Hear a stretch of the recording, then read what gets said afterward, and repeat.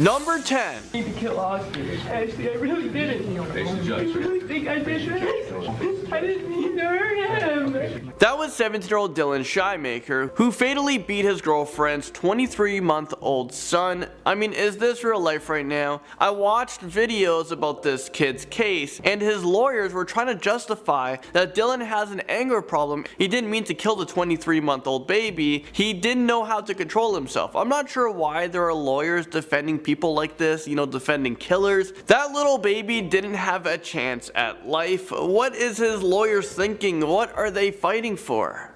But there were other dynamics at work there, including my client's inability to either control his anger or frustration and his inexperience in babysitting. So this took place in Buffalo in the States, and jurors convicted Dylan of second-degree murder. The judge sentenced him to 15 years to life in prison, which is the maximum punishment in Buffalo. Moving into number 9, we have this girl who freaked out after she was given a life sentence. She was hyperventilating, like Slow down, slow down.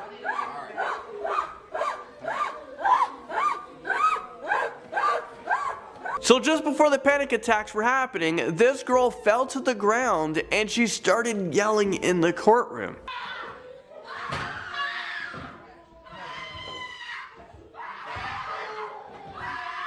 The woman's family was also freaking out.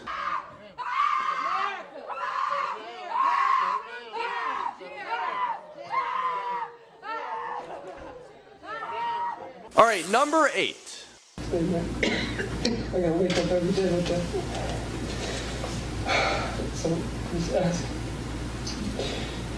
Actually, I don't want to ask. I'm just sorry. I know it's hard to understand what this kid is saying, but he's begging for forgiveness. It's a hard video to watch. I know people make mistakes, but killing someone isn't something that society can forgive, or can they?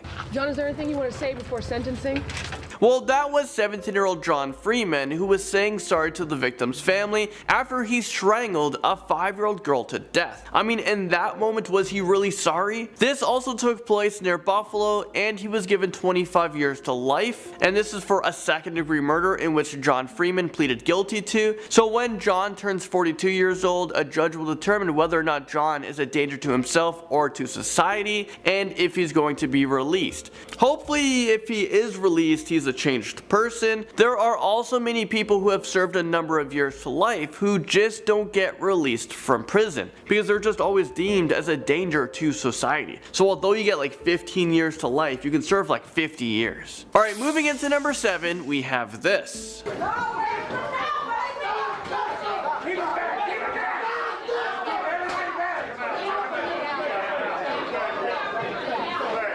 You couldn't see the guy I'm talking about during this part of the video, but who you're about to see is 19-year-old Dexter Johnson, who is 19 years old at the time, so he raged out in court when he was given the death sentence. I guess he has nothing else to lose. This is what this guy looks like. Punishment of death.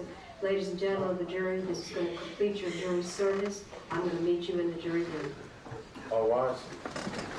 The jurors convicted Dexter Johnson of capital murder. Dexter was involved in a carjacking, robbery, rape, and murder of 23-year-old Maria Paris. Dexter is now 28 years old, and he's still on death row. And right now, he does not have an execution date. Although someone is given the death penalty, it takes a very long time to go through the whole process. Do you guys believe in the death penalty? Sound off in the comment section. At number 6, we now have teenager Samantha Grigg, who was charged for murdering a Michigan State University student, Dustin Frolka. Grigg pleaded guilty to unarmed robbery and manslaughter in Frolka's death.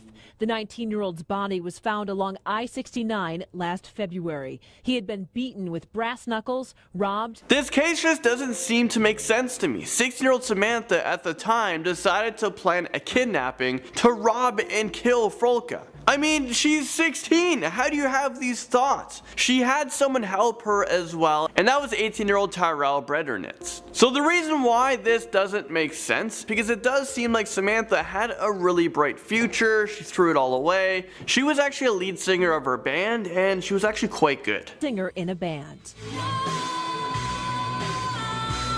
Number 5, we have this teenager who, after given his sentencing, turned around and just attacks the people in the first row. I think it was the victim's family.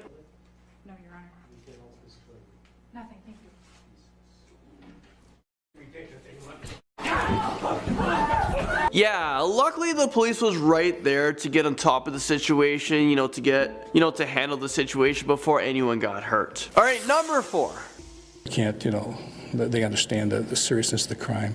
Barbeau will almost certainly start his prison sentence at the Department of Corrections, Lincoln Hills School for Boys, north of Wausau. That was 15-year-old Antonio Barbeau at the time of his trial. This one is pretty messed up, but he was given a life sentence for killing his great-grandmother back in 2012. He was just 13 years old. Antonio and his friend killed his great-grandmother with a hatchet and a hammer. The great-grandmother was 78 years old, and this is just so sickening. Antonio won't be eligible for release until he's 50 years old. The article I was reading about this stated that Antonio's lawyers said the punishment was cruel and unusual. I mean, are they freaking kidding me? There's no way that the lawyer actually said this in court. How does that lawyer even sleep at night trying to get this killer out to the public sooner? The reason why Antonio killed his great-grandmother was for money. It's so sickening. I think the punishment wasn't cruel enough, but that's just my opinion. Moving into number 3, we have an 18-year-old who was sentenced to 20 years in state prison for using a dating app to set up a robbery that resulted in a shootout. In the footage I'm about to play for you guys, I really feel bad for this mother who is just so hurt. Once she finds out her daughter was charged and sentenced to 20 years in prison, she totally loses it. She freaks out, and then the teenager starts to freak out as well. This one is really sad. Watch. 20 years in state prison.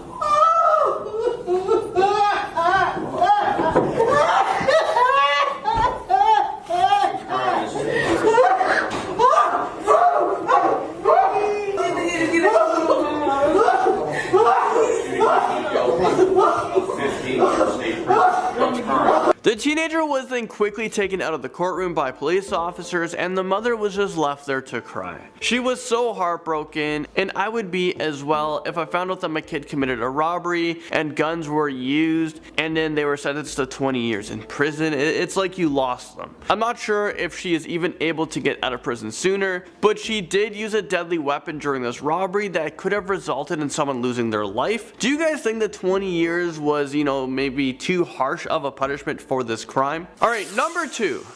Saying pull the trigger that killed your son now masturbates to memory. All of you.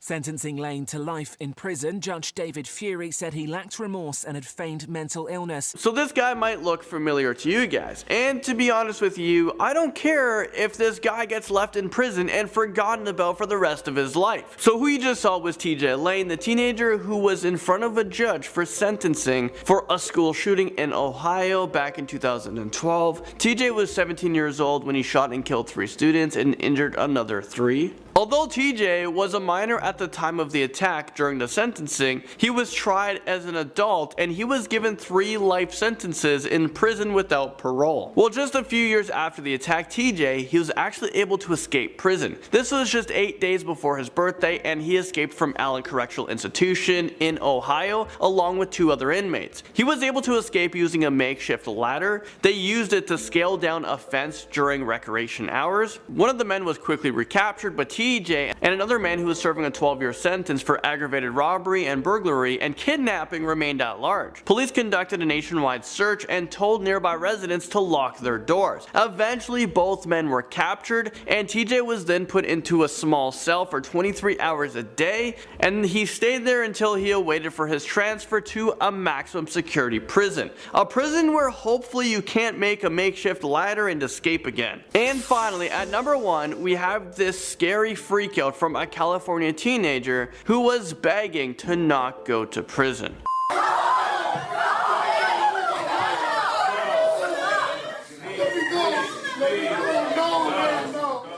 That was 18-year-old Fernando Elgato, who was accused of rape. He denies all claims, and he was freaking out when he was being sentenced because he was actually afraid of going back to prison. For some reason, he thought that if he fought back, he would somehow be released. Scared of returning to jail, 18-year-old... I feel really bad for this kid because if he actually didn't do it, he just appeared in front of a judge, he got sentenced, and now he's going back to prison where I don't really know what happens there. I can only imagine. So I would be freaking out too, but if this guy actually did the crime, no remorse for me. Starting us off on this list, in at number 10, we have a teenager, Aaron Schmidt, who was sentenced to life in prison without the possibility of parole for murdering his 14-year-old neighbor, Elena Callahan. If for some reason Schmidt outlived his sentence, he will have an additional 5 years on his sentence. So that 5-year sentence will run consecutively after any other sentencing he might receive in the future for a possession charge. He will also have another 10 years of his sentence for theft, and again that's going to start after all of his other sentencing has been completed. After sentencing, it was actually appealed to the Georgia Supreme Court due to what in people's opinions were saying the sentence was cruel and an unusual punishment. But the judge rejected all the arguments in court and said he finds the evidence it was sufficient enough to find Schmidt guilty beyond a reasonable doubt of his crimes, and the punishment, it fit the crime. Number 9. We have breaking team coverage this evening. One of the brothers accused of murdering his 5 family members in Broken Arrow will spend the rest of his life in prison. This right here is 16-year-old Michael Beaver, who with his older brother Robert Beaver killed their parents and 3 siblings during a murder spree. Is this real life right now? This is just so messed up. So now, living a life without his parents, he will see the inside of a prison cell for the rest of his life. Beaver's 2 younger sisters, one being just 5 years old, was attacked in what was described as the worst single criminal event in the history of Broken Arrow City in Oklahoma. I mean, that is just so messed up. Beaver was convicted of 5 counts of first-degree murder for his role in the killings. His lawyer did try to defend Michael Beaver, saying that it was his older brother that planned and led the murder. His older brother actually, he took a plea deal to his crimes and he was sentenced to life without parole. By pleading guilty, Michael's older brother Robert avoided the death penalty. Michael Beaver was also sentenced. His lawyers couldn't get him off the hook to this traumatizing event. Number 8. Now at the heart of all of today's proceedings was the issue of parole. Judge Edward Lukemeyer, who's presiding over the case, said at the outset that the issue is determining whether White fits in what he called the narrow subset of juveniles who deserve a life sentence without parole. Well, for teenager Dakota White, he fit the narrow subset of juveniles who deserves a life sentence without parole, according to a judge. It seemed like Dakota didn't feel remorse for what he has done during a few recording phone calls of him bragging about his murder that he committed. There didn't seem like a chance of rehabilitating this teenager, so that's when he was given the harsh sentence. During the trial, it only took jurors about 15 minutes to come up with the deliberation of guilty. He was found guilty of stabbing and strangling Sam Poss to death. He was just 17 years old at the time of the murder. Number 7. We have 17 years old at the time of his crime, Joseph Spencer. He pleaded guilty to 3 first-degree murder charges in the deaths of his parents, and this is during Labor Day weekend. Joseph went on a killing spree. He was given 2 life sentences after he was tried as an adult. He will have to serve 2 life sentences concurrently, so one after another. And then when that's done, he has to serve his 3rd sentence. Spencer's dad was a UPS pilot, his mom was a science teacher, and I'm pretty sure this kid deserves to never see the light of day. Moving into number 6, we have 14-year-old Colton Glenn Orr. And he was 14 at the time of his crime. He pleaded guilty for shooting and killing his father's fiancée, Laura Hendricks, and this took place in their home. He was sentenced to life in prison. Right after the murder took place, the teenager just walked into a police station and he confessed to everything he has done. The Oklahoma Court of Criminal Appeals ruled that Orr should be tried as an adult, so he was given life in prison. Right now there are appeals to try to have this teen tried as a juvenile, but that's most likely going to be denied. Orr's lawyers are trying to argue that sexual abuse that was done to him was the reason that drove him to commit these awful crimes, but that was quickly discredited. At least now he's going to have a very long time to think about what he has done. Number 5. Robert, we do begin with breaking news for our viewers in the West. We want to show you these pictures. Aerial shot of a middle school in Noblesville, Indiana. What has become a familiar scene. Students appear to be evacuating, running from their own school after reports that there has been a shooter there at Noblesville West Middle School. Hearing about school shootings, it really upsets me, and I'm sure it upsets a lot of you guys. It seems way too common. Teens seem to be able to get their hands on guns like way too easily. There has to be some sort of gun control laws that makes it harder for citizens of America to get guns, or just even ban them altogether. I know it's a huge debate. There hasn't been a mass shooting in Australia who has banned guns like 20 years ago, but I know it would be close to impossible to ban all guns in America. Going back to the story, we have a 13-year-old in which his identity, we actually don't know it. He is a minor, so his identity is protected under the law, in which I think is kind of stupid when you think about it. This teen was capable of committing murder. Why then we're trying to protect him? Well, he will remain in the state's juvenile detention system until he's 18 years old, and then he's going to be transferred to an adult prison where he's going to serve out the rest of his sentence. Because he showed no remorse for what he has done, it's likely the teen will never leave prison. Moving into number 4, we have Taylor Lane Gwaltney, who was just 19 years old when he committed the murder, and then he bragged about it. The murder took place in Colorado Springs, where the teen attacked a homeless man with a baseball bat. The homeless man was 55-year-old Doyle, who was beaten to death. Doyle was discovered earlier that morning, partially wrapped in a sleeping bag. He had been hit on the head at least 4 to 7 times. During the trial, a 7-man, 5-woman jury took just 2 hours to convict him. The hearing trial did take 3 weeks, so the jury had to listen in onto some pretty horrifying details about the crime. Well, the teen was convicted of the murder and he was sentenced to life in prison, and he showed absolutely no remorse for what he has done. He bragged to 16 people about the murder. Well, at least he is now living in the right place for the rest of his life. Next up, number 3, we have 17-year-old Gavin Ramsey, who was just found guilty of 4 counts of aggravated murder, 2 counts of murder, 1 count of aggravated burglary, 1 count of kidnapping, and 1 count of gross abuse of a corpse. Is this real life right now? What does that even mean, gross abuse of a corpse? Let's not think about it. Well, Ramsey killed 98-year-old Margaret Douglas, which is just so sickening. I mean, poor woman who lived so long only to be murdered. This kid is just sick. A sentence tonight for the Medina County teenager who broke into the home of a 98-year-old woman, videotaped her sleeping before killing her and abusing her body. Ramsey was given life in prison. He left in chains, where he'll remain for life without parole, for the teenager who robbed a 98-year-old from reaching her dream of 100. Moving into number 2.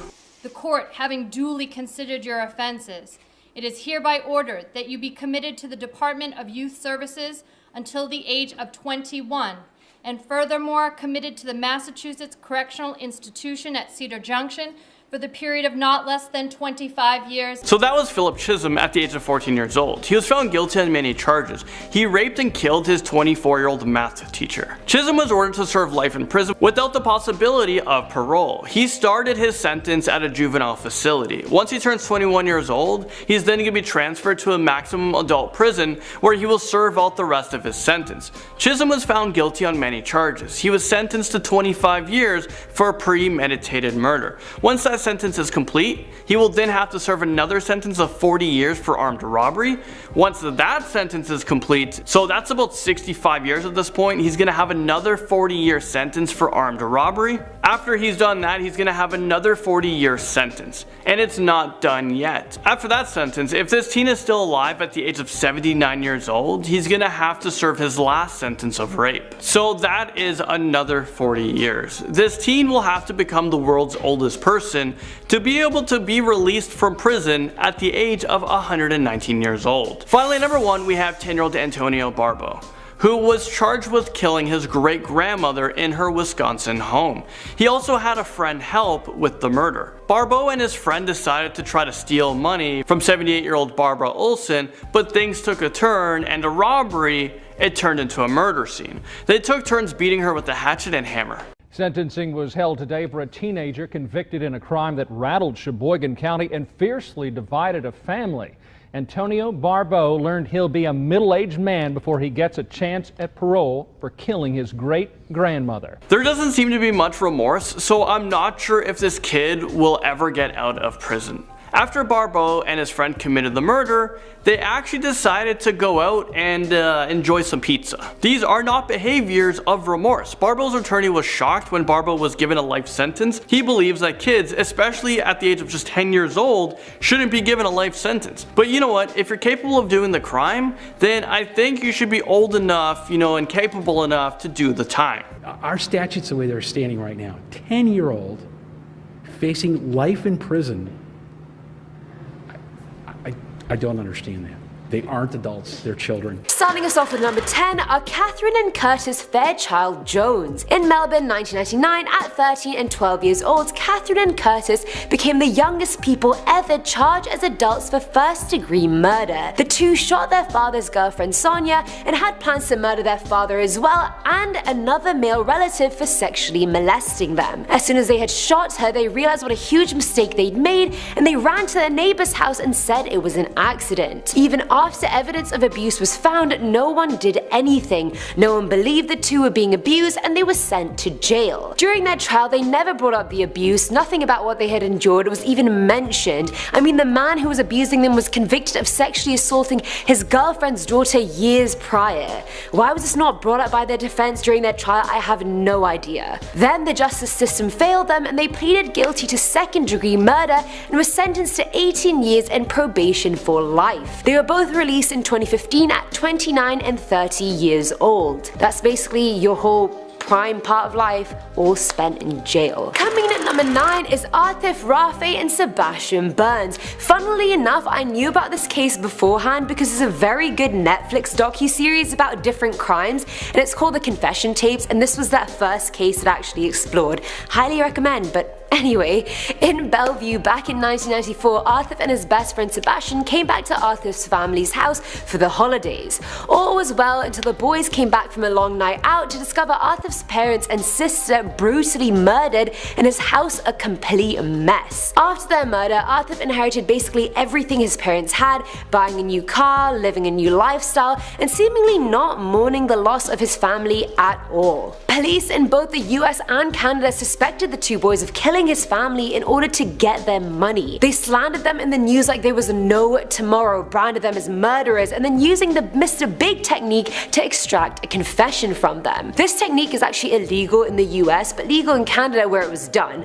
It involves undercover cops gaining the suspect's trust by involving them in illegal activities and then getting them to confess. Even with multiple alibis and no physical evidence, the undercover cop kept probing Burns to confess and he would make it all go away. I'm assuming in the hopes of making his life go back to normal, Burns did confess, and later on so did Arthif, even though their stories were completely different. Both were found guilty in 2004 of a triple murder and were both sentenced to 3 life sentences each, even though they've been in prison for the past 20 years. At first I thought, how could anyone murder their parents, but after doing this video and seeing how many people actually did, I was like, wow, this is a thing. This actually happens. At number 8 is Joshua Smith. Now in February of 2012, 14-year-old Joshua broke into his stepfather Chico's room and stole his shotgun. Right after that, he started shooting things around the house, and Chico and his daughter were able to escape his rampage by breaking a window and climbing through. Joshua's mother, Tamiko Robinson, was sleeping on the sofa when he shot her around 12 to 14 times at close range.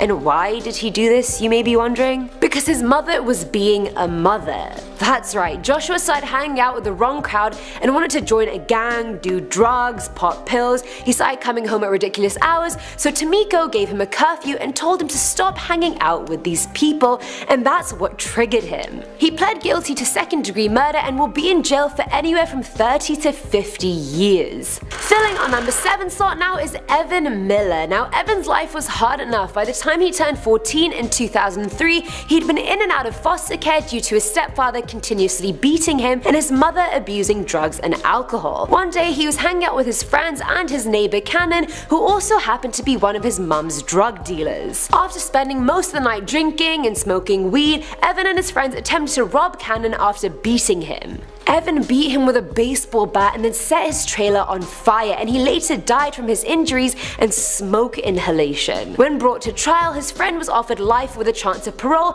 if he testified against Evan, which obviously he did. In 2006, Evan was sentenced to life without parole, and now at 28 years old, he may have a chance at a retrial, but for now he's still very much in prison. Now at number 6 is Jacob P. Ind. Back in 1992, when Jacob was 15 16 years old, he killed his mum and his stepdad. After enduring years of sexual, physical, and emotional abuse, Jacob hired another older teen to help him murder his parents. Then, in the morning of December 17th, they went to their bedroom where they were fast asleep and attacked them for 5 whole minutes using various gruesome methods, stabbing them, spraying their faces with bear mace, and shooting them as well. He never testified during his first trial since his defense told him he would pack up and leave if he tried, so he was sentenced to life without parole. After spending 25 years in prison, he was finally granted a retrial and the right to testify back in August of 2018. And his retrial hasn't happened yet, so we don't know the conviction as of yet. Coming at number 5 is Diana Ortiz. Diana was 18 years old when she moved to New York in 1983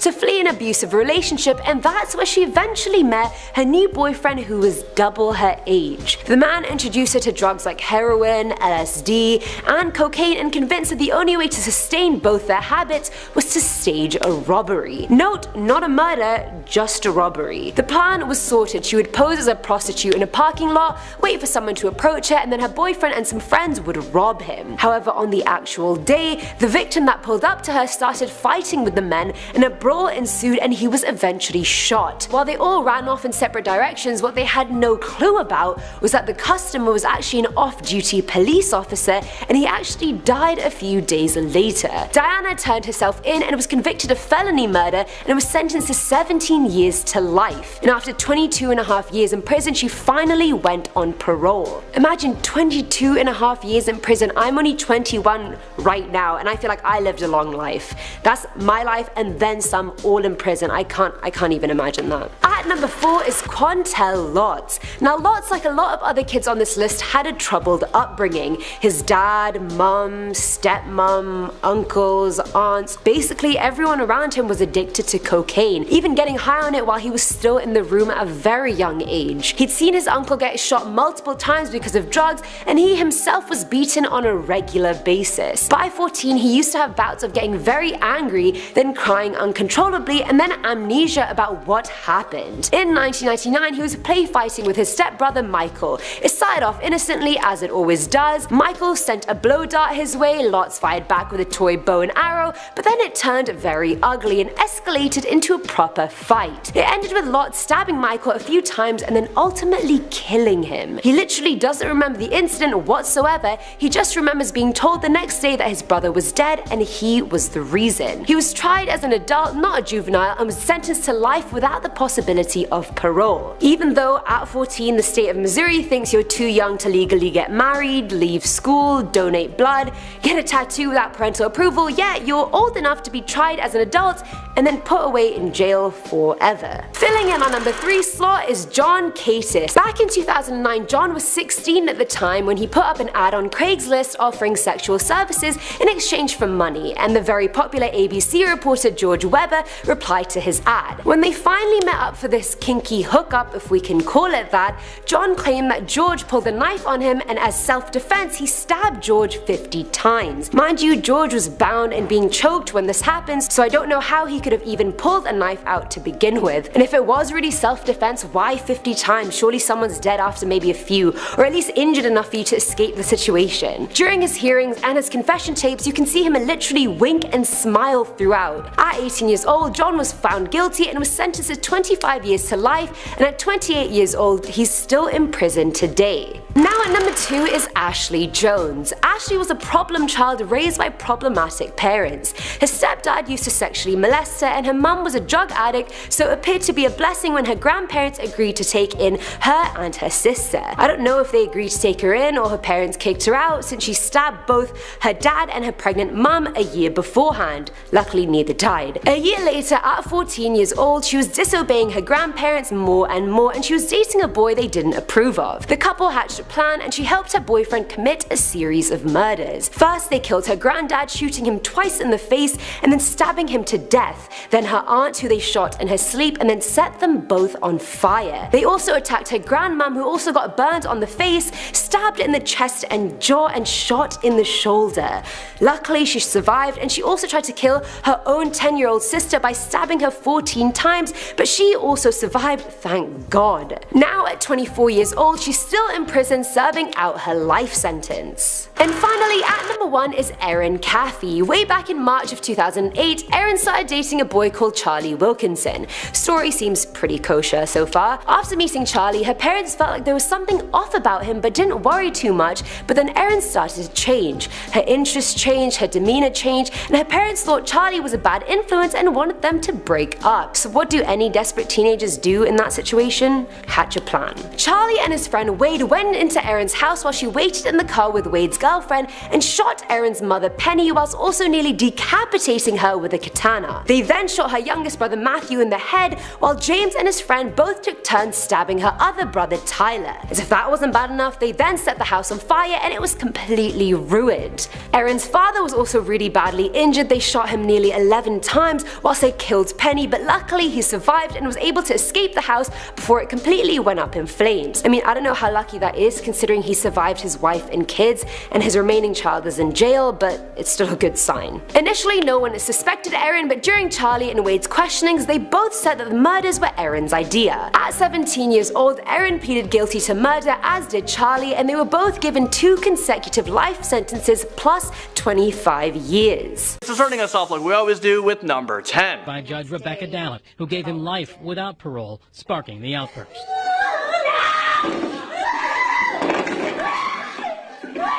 So that was 19-year-old Sandell Jackson, who appeared in front of a Milwaukee County Circuit judge who was sentencing him. Sandell was charged with first-degree intentional homicide and attempted robbery in the shooting death of a 21-year-old. Sandell pleaded guilty to the felony murder charges. He was given a life sentence, but was hoping for a chance at parole at some point of his sentencing, but the judge denied it, and that's when Sandell started to freak out.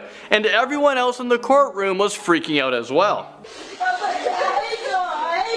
Now at number 9, we have a girl who freaked out so bad, she started hiccuping. Like it was just uncontrollably. And I remember one time I hiccuped for like 6 months straight. It was really weird, so. The parents testified, has a history of being someone who can be manipulated. So this teenager, Jennifer Mee, was being tried in court for a murder charge, and she just couldn't keep calm. She was freaking out while being handcuffed. Jennifer Mee actually became famous after that video, and after years, she finally talked about that viral video. What happened to that sweet 15-year-old girl that we first met? I couldn't even tell you. I got cased up with the wrong crowd of people, really. Unfortunately, when I started experimenting with drugs, I just felt like I was invincible to everything. Now she will be facing the rest of her life in prison, and she may not have the opportunity to ever leave. During the interview, she said that she thinks she deserves about 20 years, but not more than that. Personally, I feel would be fair is at least 20 years. I do, because yes, somebody's life was taken, somebody's loved one, somebody's child. Your attorney has said now there's less than a 1 to 2% chance of you ever getting out of here.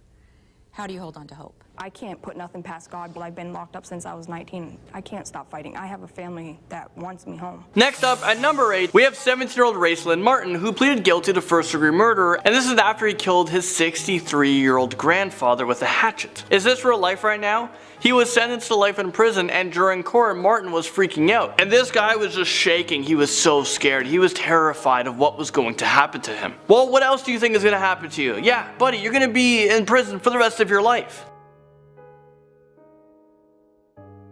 Okay, let's watch that again, but I'll slow it down a bit for you guys.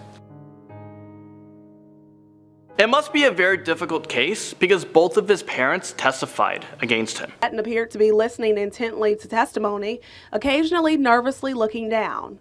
Tonight we heard testimony from both parents. Moving into number 7, we have the youngest on our list, 13-year-old Kashawn Mann, who became the youngest person who committed murder in Kent County. Kashawn killed his mom's boyfriend. So after Kashawn's mom actually tried defending her 13-year-old son, the victim's family were outraged and chaos pursued in the courtroom. That angered relatives of the victim, Jermel Stokes, leading to a scuffle. The mom was saying that she actually found out her boyfriend was abusing her son and the murder was justified. I don't think that any murder can be justified, and also the mom was fighting for her son to not be tried as an adult. This is a crazy situation because you have this young kid who is abused, and now because of poor decisions, he's going to prison for the rest of his life. This is a child. Yes, he may have committed an adult crime. The judge was about to sentence her son, Keyshawn Mann, for second-degree murder. But obviously, after it all comes out, he was treated in ways that I had no clue of. So we can't say that, oh, he was never mistreated. Moving into number 6. Court physically shaking throughout the hearing. Then the sentence was read. So therefore, it's the sentence of this court, Mr. Rose, that you be sentenced to serve a minimum of 10 years to a maximum of 15 years in prison. So that was Stacy Rose Jr., who just couldn't believe his sentencing. Rose Jr. was caught up in a fight when 49-year-old Briscoe came outside to break up the fight. He was a father of one of the teenagers. He's also a father of 5 and a grandfather to 3 grandchildren. Rose Jr. fled the scene on foot through the neighborhood, but eyewitnesses was able to tell the police who the killer was, and he was quickly arrested. Outside of the courthouse, Rose Jr.'s mom was freaking out because she couldn't believe his sentencing. So my son wasn't a drug dealer. They went over there and stole them pills out of his car. Rose Jr. was very shocked to know he was sentenced for so long. He claims it was an accident. This teen was just shaking like crazy in the courtroom, and he was just crying right after his sentence. Alright, so at number 5, we have someone who isn't even a teenager yet, and she was freaking out. She appeared on an episode of Beyond Scared Straight. I love that show, and I love how they're such bad kids, they get reformed, and then they turn out to be okay kids. But the episode I'm going to show you guys is about a wannabe 12-year-old girl who thinks she's tough. Her name's Ashanti. And this girl was on track, to serve the rest of her life behind bars because she just seems so violent. Who knows what this little girl is capable of as she gets older. I'm Ashanti, I'm 12, I like fighting, I threaten people, and I'm in the squad. She's kind of speaking too gangster for me. I can barely hear what the heck she is saying, but from what I heard, she's not afraid of nobody. Well, until she was taken to a prison to see what her life was going to be like if she didn't change. Well, what you're about to see is someone who I've never seen be so afraid of anything before. This girl is just freaking out and just losing her mind, and she's like squealing, I think. We're getting closer and closer. They are gonna love that hair back here, buddy. Here we go. Ain't no time to cry now, sister. Ain't no time to cry. Okay, what the heck is even happening? She's just in panic mode. I'm not sure how tough this girl really is. Her tough act just seems to be fake. She's not ready for the real prison world. If she was, she wouldn't be acting like that.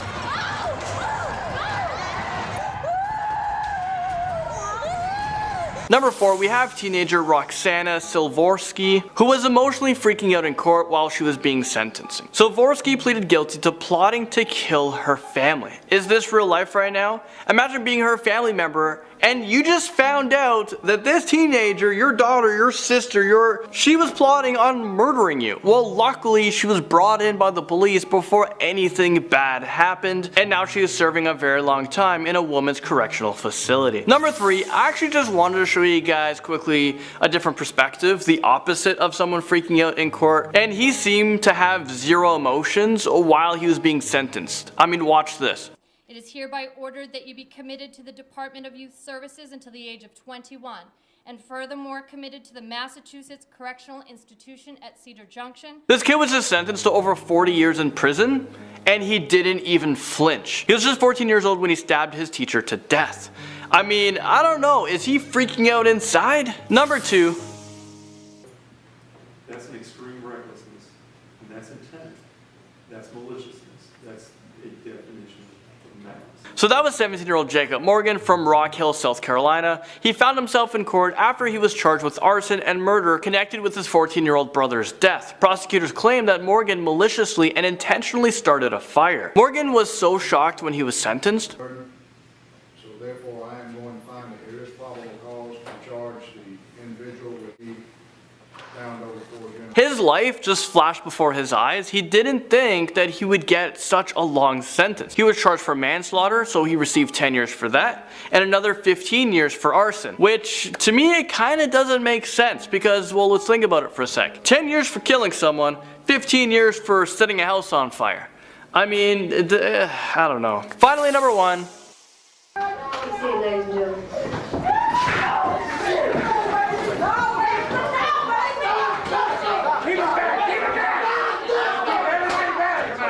I count at least 20 officers in that room to retain 19-year-old Dexter Johnson. He was sentenced to death, so yeah, he was pretty pissed off. The jury has found you guilty of capital murder. In accordance with the laws of the state of Texas, this court hereby assesses your punishment of death.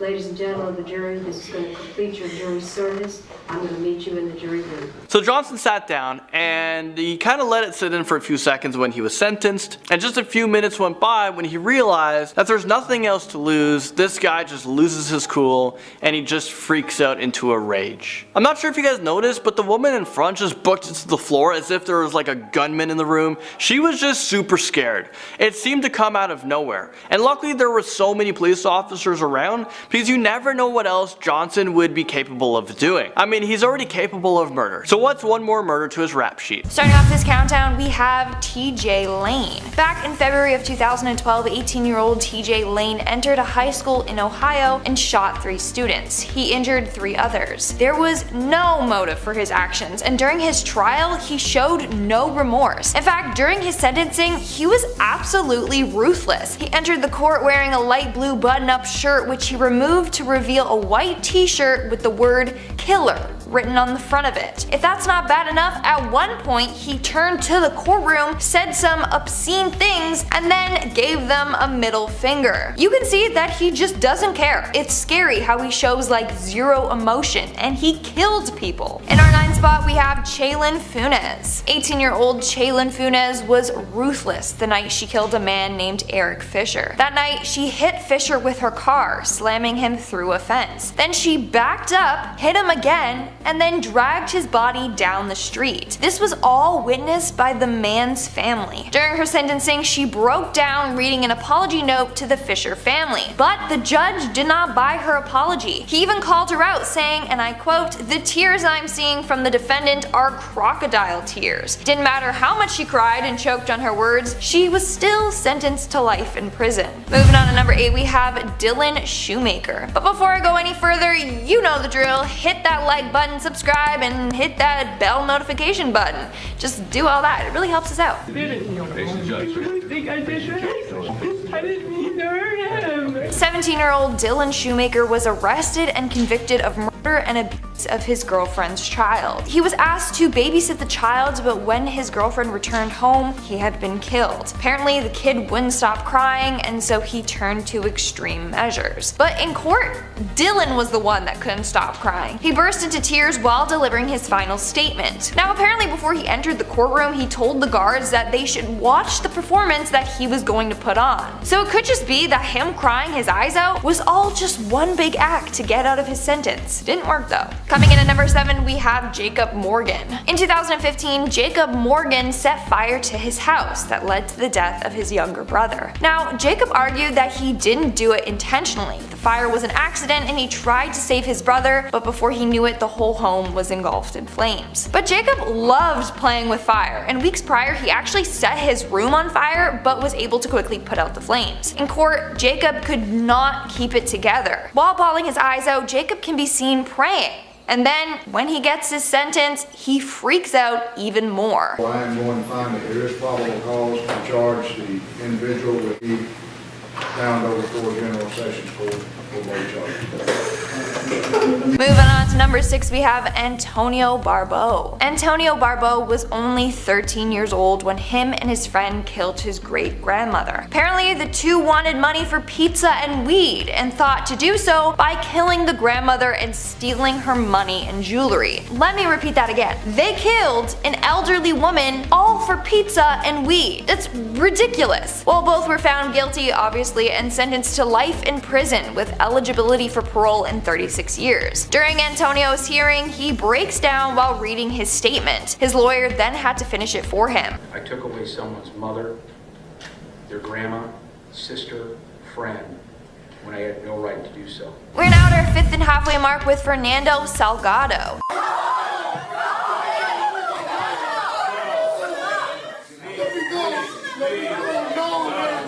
So in 2012, Fernando attacked one of his classmates with a weapon, and then he tried to insert another up the classmate's rectum. As a result, he was charged with assault with a deadly weapon and 1 count of attempted assault with a foreign object. After receiving his sentence, Fernando broke down. He can be heard begging to let go when he's seen fighting with the guards. He's resisting with all his might, trying not to be put in prison. In our fourth spot, we have Spencer Lewis. Spencer Lewis was involved in an armed robbery gone wrong. He attempted to rob two brothers of their weed, money, and video games, but Lewis ended up shooting and killing the two brothers. He said he got scared during the robbery and that's why he fired. On Spencer's hearing, he entered the court smirking, acting all cocky and confident, which later turned into tears. The victim's family, I never went there with that intention of hurting them.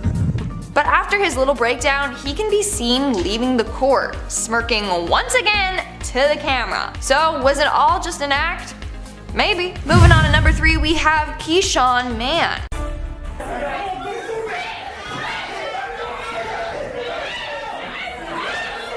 I think this teen has to be the youngest convict on the list. Keyshawn Mann was only 13 years old when he shot and killed his mother's boyfriend, Jermell Stokes. He claimed that the boyfriend was mistreating him. Back in 2012, Keyshawn grabbed his mother's handgun, snuck up behind Jermell, and shot him in the back of the head. But his defense argued that the shooting was accidental. After he received his sentence, the courtroom went crazy. Keyshawn's family members were yelling and screaming, saying that he's innocent. And then one man got tackled and then removed from the court. Coming in at number 2, we have the collapsing duo. In this video, you can see Erica Mae Butts and Shanita Latrice Cunningham both resisting being taken away after learning that they would spend the rest of their lives locked away. Now, Landon and I did react to this video in our courtroom freakout video, so go check that out. But now I did some research and found out what they were in for. So Erica and Shanita were convicted of killing a young girl back in 2009. Apparently they were looking after her, but instead were torturing her for 2 weeks straight. That just makes me sick to my stomach. Well, in this video you can see the two flop to the floor and refuse to get up after hearing their sentence. In fact, one of the girls had to be placed in a chair and rolled away. While this is all happening, one of the girls' mothers is just completely freaking out. It was just complete madness in that courtroom. And in our number 1 spot, we have Shondell Jackson. In 2009, 19-year-old Shondell Jackson was convicted of first-degree intentional homicide and robbery of a university student, Nathan Potter. During the attempted robbery of Potter, Jackson and his partner fatally shot him to death. During most of his trial, Jackson kept his cool. He showed no remorse for his actions, and at one point he even turned and smiled at the victim's family. But after being sentenced to life in prison, his demeanor quickly changed.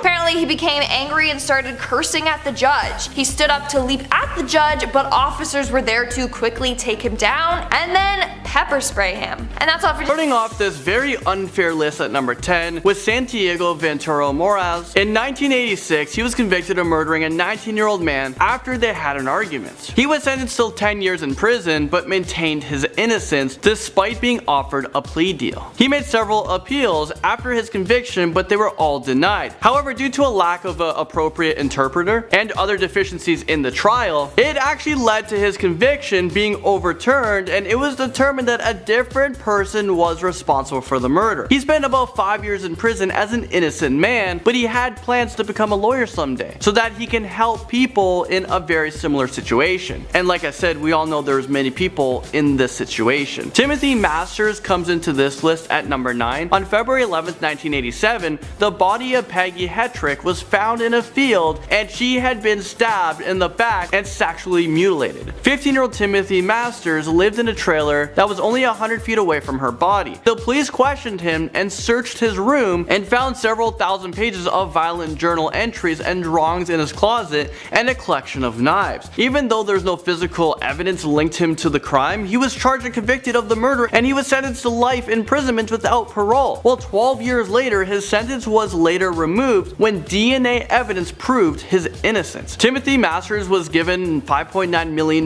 in order to settle the wrongful conviction lawsuit. The wrongfully convicted Marvin Anderson comes into this list at number 8. Marvin Anderson was only 18 years old when he was convicted of robbery, sodomy, abduction, and rape. An all-white jury convicted him on all the counts and he was sentenced away to 210 years in prison. I mean, is this real life right now? However, in 1988, another man came forward and admitted that he was the one that actually committed the crime. He fully confessed under oath. He did this in an open court, but the judge who presided over the original trial refused to drop the charge on Marvin Anderson. Marvin spent a total of 15 years in prison, but it took another 4 years to become fully exonerated. And now at number 7, we have Dennis Brown. He was convicted of rape back in 1984 when he was only 17 years old, and this is after the victim picked him out of a lineup. You know when they stand there and you're like, oh, he's the man, number 3. Dennis Brown claimed that the police had threatened him at knife point, forcing him to confess to the charges. The jury found him guilty, and when he was charged with aggravated rape, burglary, and aggravated crimes against nature, which gave him a sentence of life imprisonment. Dennis Brown contacted the Innocence Project, and DNA tests concluded that he was not the rapist. So in 2004, after serving 19 years in prison for a crime he never committed, he was finally released. The Dixmoor 5 comes into this list at number 6. The Dixmoor 5 are 5 African American men who were falsely convicted of rape and murder of a 14-year-old Katharina Matthews. At the time of the arrest, the 5 men were between the ages of 14 and 16 years old. During the intense and long interviews, 3 of them gave false confessions because they were coerced and physically abused and threatened during the interrogation. Each of them received at least 80 years in prison, but in 2011, DNA tests concluded that the semen on the victim belonged to another man. All of the charges were dropped after they spent 20 years in prison, and they finally became free men in 2011. They reached a wrongful conviction settlement of $40 million,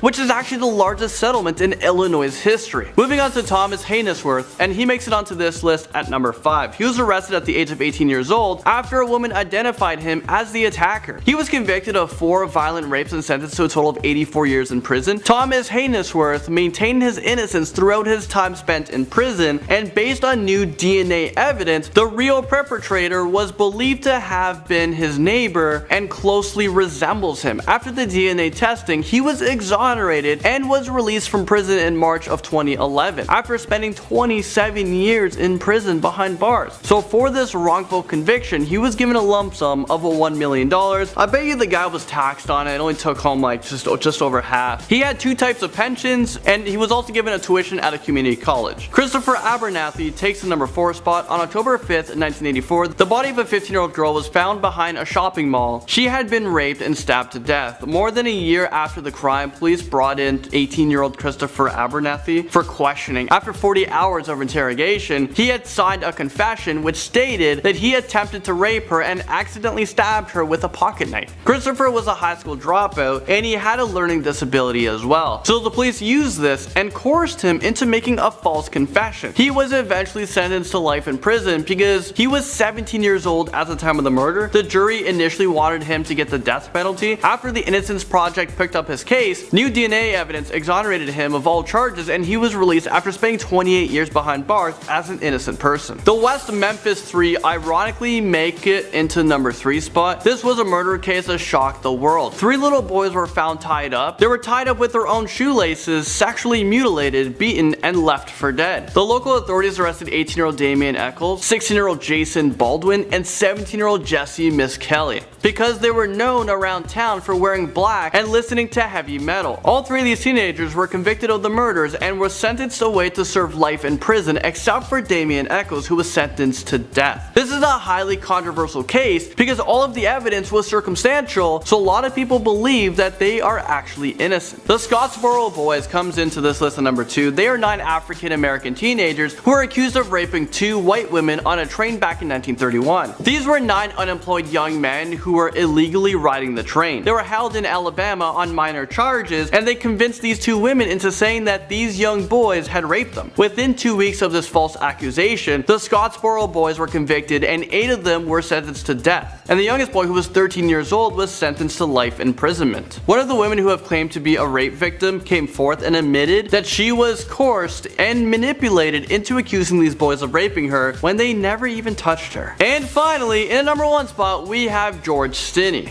On March 1944, 2 young girls had been found brutally murdered and beaten over the head head and dumped into a ditch. George Stinney was a 14-year-old African American who was convinced of the murder as a result of racially biased and discriminatory jury. He was convinced in less than 10 minutes by an all-white jury and he was sentenced to death. He was denied an appeal and he was executed by the electric chair. A group of lawyers and activists investigated this case, and in 2014 he was exonerated of all the charges nearly 70 years later. Coming in at number 10, we have Quinn Skaggs. Right off the bat, with a name like Quinn Skaggs, you know this guy means business. This guy sounds like he's a character from a Guy Ritchie movie. If you're in the crime world and you're dealing with Quinn Skaggs, he's probably going to cut your pinky off when you don't pay him back in time. Now, Quinn had a long rap sheet when he was brought in. He was only 17 and he had already been arrested for a burglary spree where he was breaking into people's homes while armed with a handgun. Man, at his age, the most dangerous thing I was doing was trying to convince my older brother to buy me a Mickey of rum so I could feel cool at a party.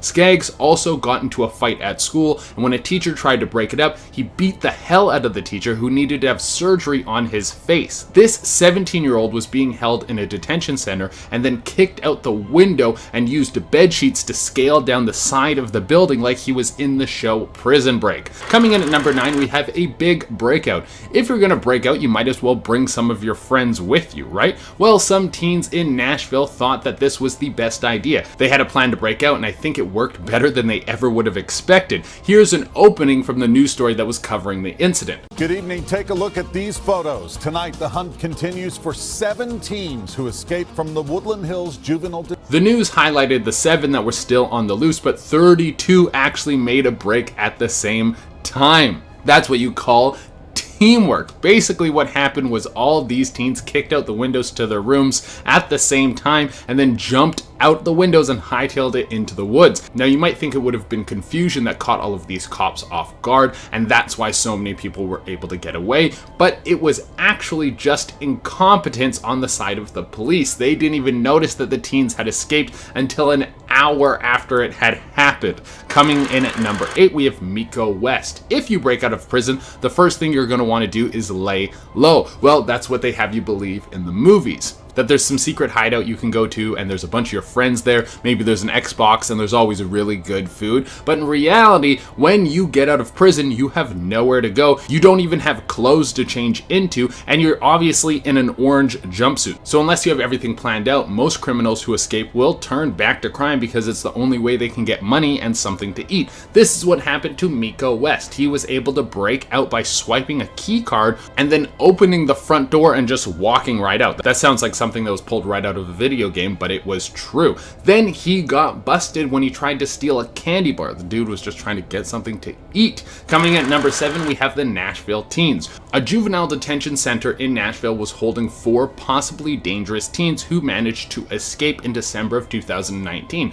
How they escaped is still unknown, but it's thought that they snuck past the guards and then jumped a fence and then were on the run. Now, why were these teens being held? I mean, the 4 of them were between the ages of 15 and 17, so how deadly could they be? I keep thinking about what I was doing at that age, and I really was just trying to spend more time playing video games and less time doing homework. That's as crazy as I got. Well, it turns out that these 4 might have been up to something a little more intense. 2 of them were wanted for armed robbery, and the other 2 were wanted for murder. Well, I don't think there's any homework in jail, so I guess that's a little bit of a bonus. Coming in at number 6, we have Joyride. A Louisiana detention center had 3 teens break out with an escape vehicle that was drawing a lot of attention, because there's a lot of ways in which you could slip out of a detention center. You could do the whole walk through the woods thing for hours and people chase you down with lights and dogs. That's a classic. There's also the Shawshank crawl through a mile of poop and then you come out on the other side and then you move to Mexico. Or my favorite, which is sit on each other's shoulders and wear a massive trench coat and a fake mustache, but that's a very advanced technique. But these teens wanted to escape in something that was a lot less inconspicuous. The 3 of them decided that they would jump into a cop car and drive into the city.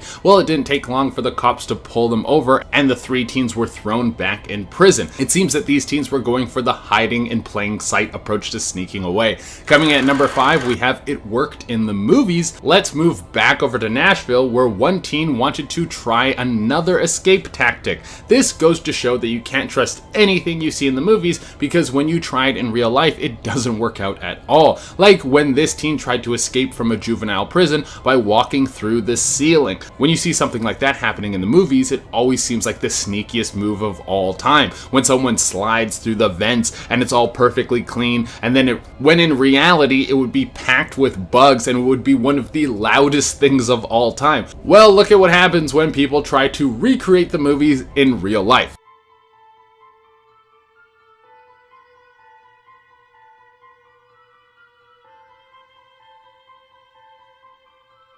As you can see from the clip, they could hear him walking around in the ceiling, and eventually he came smashing through the drywall. You know what? I'm gonna give this guy an A+ for trying and even getting into the ceiling in the first place. Even though his plan didn't come together, it's still very bold. Coming in at number 4, we have Bretan McAuliffe. This one is actually terrifying. Bretan McAuliffe was arrested for attempted murder. He was only 16 years old, so they put him into a juvenile correctional facility. He was meant to serve all of his time there, but while staying at the facility, they thought it would be a good idea to include him in a program that would help troubled youth find work while they were serving time. So he was given a job as a construction worker, and it seemed like things were going well until one day he just vanished. He literally just walked off the job site. A very simple escape plan, but an effective one. This is where the story gets even crazier. Bretan was on the run for over a month, and in this time he stole a gun and shot a woman 4 times. Thankfully, the woman lived. Coming in at number 3, we have Ty Harris, the getaway master. It doesn't matter how hard the police try to catch this kid, it seems they can't keep him behind bars. Ty Harris was originally in a standoff with police where they were chasing him down for robbery. He had this standoff, but then he slipped away. The police eventually caught him, and then he was locked up in a Nashville juvenile detention prison.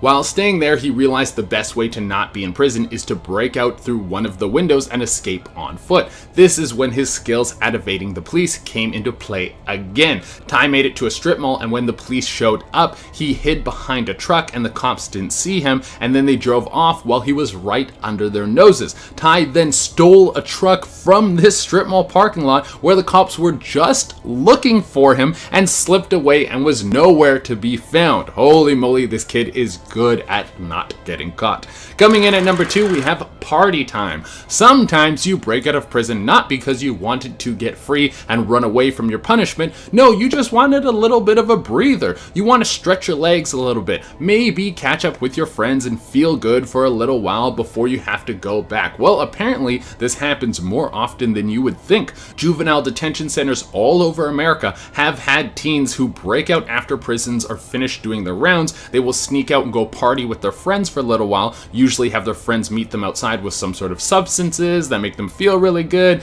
Then before it's time to wake up in the morning, they will be back in their beds like nothing happened. Maybe prisons should be a little more fun and people wouldn't be trying to break out all the time. God, I'm so smart. And coming in at the number 1 spot, we have TJ Lane, one of the most terrifying teens to ever escape prison. TJ Lane was given a triple life sentence for coming to his high school with a handgun and killing 3 students in cold blood. He did this all while wearing a shirt which he wrote the word killer on the front. On top of this, in a way to mock his victims, he wore another shirt that said killer to his sentencing. While held in a state prison, he saw an open window and made a break for it. Thankfully, he wasn't on the loose for very long before he was captured. This could have turned out to be so much worse, but he was quickly taken back to prison, where he will most likely be for the rest of his life.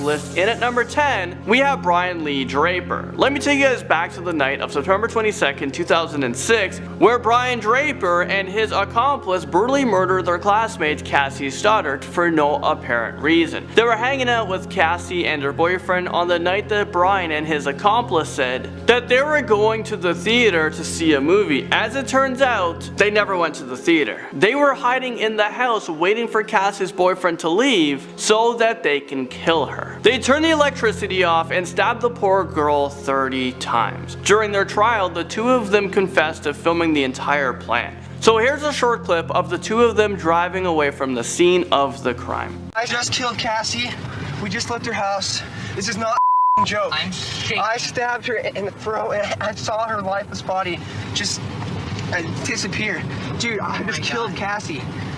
How sick and morbid is this? It just seems like they're so proud of what they've just done. Well, they were quickly picked up and interrogated, and they were arrested because their fake alibi fell through, and they were sentenced to life in prison without the possibility of parole. Keep in mind that they were only 16 when they decided to brutally murder their friend. John Silva stabs his way onto this list at number 9. He was only 15 years old when he was convicted of first-degree murder after he strangled a 12-year-old boy and dumped his body in a septic tank. He was convicted of first-degree murder, and when he was sentenced to life in prison without parole, he didn't show any emotions. If he was an adult, he could have faced the death penalty because he even admitted to kidnapping his friend, forcing him to go to the woods, and then suffocating him to death. What a brutal crime. Even though he admitted to doing all of that, he never explained why he did it. So yeah, this guy sounds like a serial killer in the making. The police even found a note at the scene of the crime, and on that note it said list to prepare Jerry, and on the note it said strip to underwear, tie hands, gag and cover eyes. And like I said, he's a serial killer in the making, so maybe it's a good thing that he's gonna be behind bars for the rest of his life, because the world's gonna be a much safer place. Number 8 takes us to Joshua Phillips. He was convicted of life in prison without parole back in July of 1999, and that's after he murdered his 8-year-old neighbor when he was just 14 years old. He strangled, bludgeoned, and stabbed Maddie Clifton to death. He stuffed her lifeless body underneath his waterbed, but she wouldn't stay hidden for long. Joshua's mother came into his room days after the murder and found the dead body, which led him to confess to this murder. He said that they were playing basketball outside and he accidentally hit her on the head with his bat. He said he panicked and then killed her because he was scared of what his father would think. And I don't know, it seems like you killed her because you are a psychopath. This was no accident. Here's a clip of Joshua that was filmed 1 decade after the murder. I'm going like, all right, well, maybe I did deserve to be here. Maybe I deserve too much time. Maybe I deserve to die in prison. And but I always usually come back with the thought that I can't look at it like that, you know, and that doing that is just a cop-out and faking it, you know, just saying screw it, and why would I try to learn anything? Why would I try to improve myself? Why would I try to do anything to help anybody if I'm just gonna lay down and just die in here, you know? Even though he might seem like he has changed, I feel like he is a textbook psychopath who knows the right things to say in order to look like a victim. The youngest American citizen to be sentenced to life in prison makes their way onto this list at number 7. I'm talking about the notorious Lionel Tate, who was just 13 years old when he was convicted of first-degree murder. To be the case, incarceration for your natural life. The now 14-year-old Lionel Tate was sentenced to life in prison without the possibility of parole. Back on July 28, 1999, Lionel was left alone with a 6-year-old friend in the basement. The two of them were downstairs playing when all of a sudden Lionel came upstairs 45 minutes later to tell his mother that the little girl wasn't breathing. He said that they were wrestling and he had her in a headlock and then smashed her against the table. An autopsy revealed that he had stomped on her so hard that he actually lacerated her liver, fractured her skull and ribs, and her brain was very swollen. During the trial, the prosecution said that these injuries can be compared to falling from a 3-story building. He was sentenced to life in prison without parole, and the judge said that the acts of Lionel Tate were not the playful acts of a child. The acts of Lionel Tate were cold, callous, and cruel. Moving on to number 6, let's talk about Courvoisier Sims. A judge sentenced 17-year-old Courvoisier Sims to 70 to 120 years in prison after pleading guilty to 2 counts of second-degree murder and use of a weapon in their deaths. Alright, I have to ask, is this real life right now? 70 to 120 years? I know that sounds insane, but I think the sentencing, it kind of fits this crime. He was only 15 years old when he shot 2 teenagers, ages 17 and 18 years old, while he was attempting to buy a gun off of them. It was decided that he'd be tried as as an adult because he was involved in armed robberies and 2 homicides. Oh, and he was on probation during the murders for other crimes that he committed in the past. What? So yeah, I think it's safe to say that he is a repeat offender and he will most likely die behind bars because I don't think a parole board will ever grant him probation. At least I'm really hoping they don't. Rodrigo Caballero crawls onto this dark list at number 5. Rodrigo Caballero was sentenced to 110 years in prison when he was 16 years old, and he didn't even kill anyone. So how is this possible? Well, the 16-year-old fired several gunshots at 3 other teenagers, where one of them suffered from a non-fatal but serious injury. He was convicted of 3 counts of attempted murder, and each of those charges, they come with a minimum 15-year to life. And the judge also handed him special enhancements onto his sentencing for firing a gun belonging to a gang and greatly injuring one of the victims. When you add up all of these charges, you get 110 years. So technically, he isn't sentenced life to prison without parole. He will be eligible for parole when he's 126 years old, but most likely he is going to be dead before he makes it to his parole hearing. Up next, number 4, we have Gregory Brooks. He was 19 years old when he pleaded guilty to abducting and killing the parents of a former talk show host. Gregory Brooks and his accomplices beat them, stole $50, a rifle, jewelry, and other items, then they locked the couple in a closet. Later, one of the accomplices said he would return to the house to finish them off. The judge gave him 60 years for each of the 2 counts of murder and robbery charges, and just moments after he was sentenced to 120 years, his father told reporters that despite his son having a good, supportive upbringing, he was influenced by gang members with negative motives. Could you imagine being sentenced to 120 years in maximum prison at such a young age? Your whole life is just gone. He will literally die and rot behind bars for the rest of his life because of one stupid night. Moving up this list, at number 3, we're talking about Eddie Devine. This case is pretty intense, so prepare yourselves. He was only 13 years old at the time when him and his friend forced a woman into a car where they drove around for hours while they tortured and violated her with an ice pick. Thankfully, the woman was able to escape when the teenager stopped for gas, but she will be scarred for the rest of her life. Eddie Devine pleaded guilty to 2 counts of armed carjacking, 3 counts of armed robbery, 3 counts of kidnapping, and 2 counts of sexual battery. This kid isn't even old enough to go around the block by himself, and he's already committing all of these horrible crimes. To make things even worse, he told police that he was armed with a knife and he threatened to kill the woman before they stole her SUV. I'm pretty sure when I was 13, I was collecting Pokemon cards. I wasn't going around committing all these crimes. Eddie Devine did not get off lightly. He was sentenced to a total of 130 years in prison. Kenneth Young sneaks onto this list at number 2. He was only 14 years old when his mother's drug dealer forced him to get involved in a series of armed robberies. During one heist, Kenneth was caught, convicted, and sentenced to 4 consecutive life sentences. So basically, he was sentenced to be thrown behind bars without ever having a chance of being released, and he didn't even injure or kill anyone. Let's hear from Kenneth Young. Kenneth Young. First and foremost, Your Honor, I want to take the time out and say I take full responsibility for my actions and my role in these crimes. I have lived with regret every day as a civilized human being for these crimes.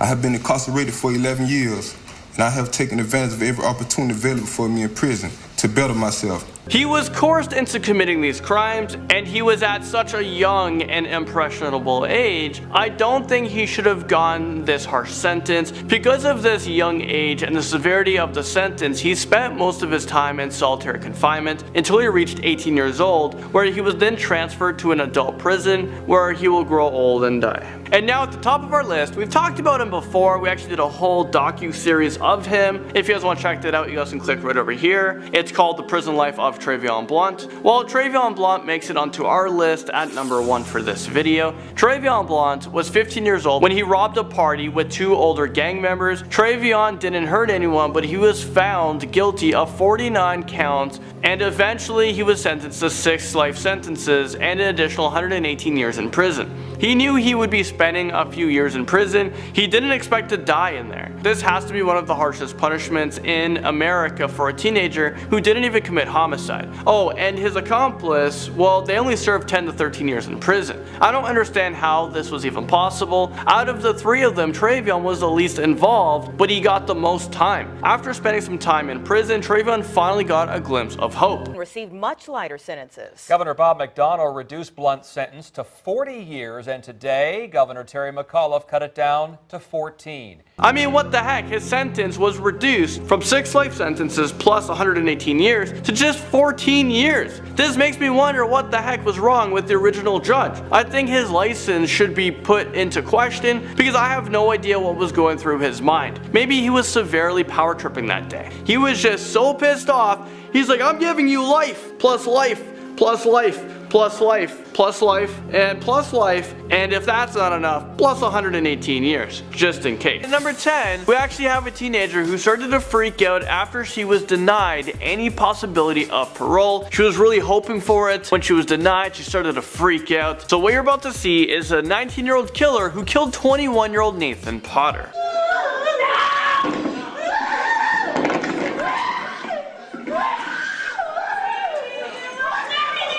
The victim's family was very afraid, but they are glad that they're being locked away for life. At least they can sleep at night knowing that a killer won't be out there. Next up, we have a teenager who admitted to murder while he throws up in a courtroom in at number 9. Mosley became ill in court today after he pled guilty to aggravated murder and other charges. Prosecutors believe the reaction was a genuine sign of remorse. So that was remorseful Timothy Mosley. Remorseful or not, he murdered 18-year-old Justin Michael Back in Waynesville, Warren County, Ohio. Justin Back was murdered at his family's home. Mosley took a plea bargain to avoid the death penalty. So all Mosley had to do was give the court all the information they want of exactly what happened and what was his involvement in this murder. There was another teenager involved as well. He was identified as Austin Meyer. Austin was given the death sentence and he became the youngest inmate on death row in Ohio at the time. Meyer was sentenced to death at the age of 19 years old back in 2014. He is still currently on death row and his new execution date is in 2022. That is just absolutely insane. Do you guys think that teenagers should be allowed to be given the death penalty? Let me know in the comment section below. Alright, number 8.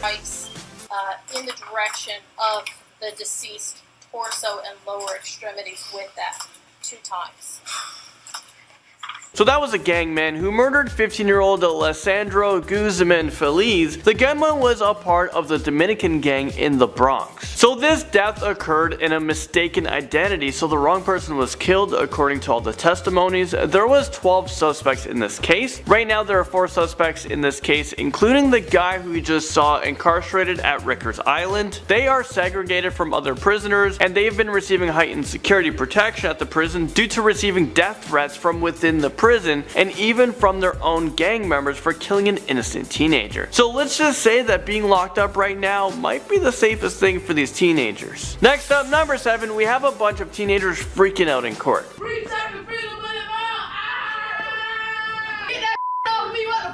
The end result, more individuals being taken into custody.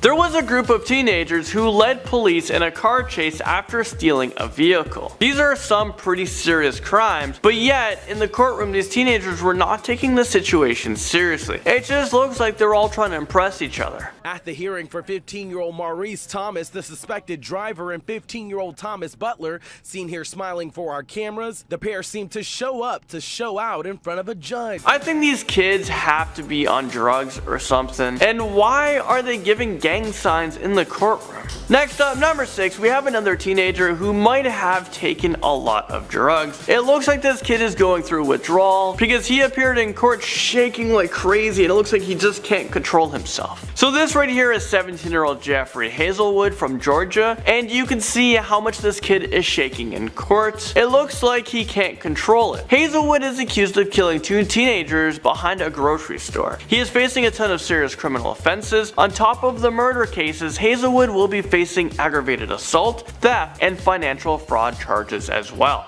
Hazelwood does not look mentally fit during the investigation and his hearing. There was actually a video of Jeffrey Hazelwood freaking out during an intense investigation where he said, "I didn't shoot them," but then as the video goes on, he says, "A voice in my head said to do it." Running away the first time, after you shot them, running away. Didn't shoot them. Because the bad guy would have gotten you. That's the story that we're going with. The invisible bad guy that looks just like you. So, contradicting himself a little bit, and he's admitting that he actually did it. I do hope this kid can get some serious help. Moving into number 5. Court. Come back again. That was 18-year-old Penelope Soto, who appeared in court after she was arrested for possession of a prescription drug as Xanax. While in court, she decided to just laugh at the whole thing and cuss at the judge. Well, this turns out to be the wrong move. Well, it's not a joke, you know. We have not had any kind of drugs in the last 24 hours. Actually. Bye-bye. Adios. Come back, ma'am. Come back. The judge upped the bail. Count one would be 10,000. Are you serious? I am serious. Adios. So after all of that happened, the teenager still didn't learn from that. The judge raised her bail to $10,000. He dismissed the teenager, but on her way out, this happens. Come back again. And the judge flipped. What's up? I believe I heard you saying to... Yes, I did. I'm not going to the... I believe you... Did you say me? Actually, I Did you say that? Yes, sir, I did. Oh, you did say that? I find you in direct criminal contempt. 30 days in the county jail. I can't help but to laugh at this. This is just stupidity, and hopefully this is a lesson learned. Alright, number 4. Indicate that Miss Me presents a flight risk, or that she would, with the conditions that we proposed and any others that the court would add. This video actually went viral because 15-year-old Jennifer Me was crying hysterically, and she was hiccuping as well. And now she is dubbed the Hiccup Girl.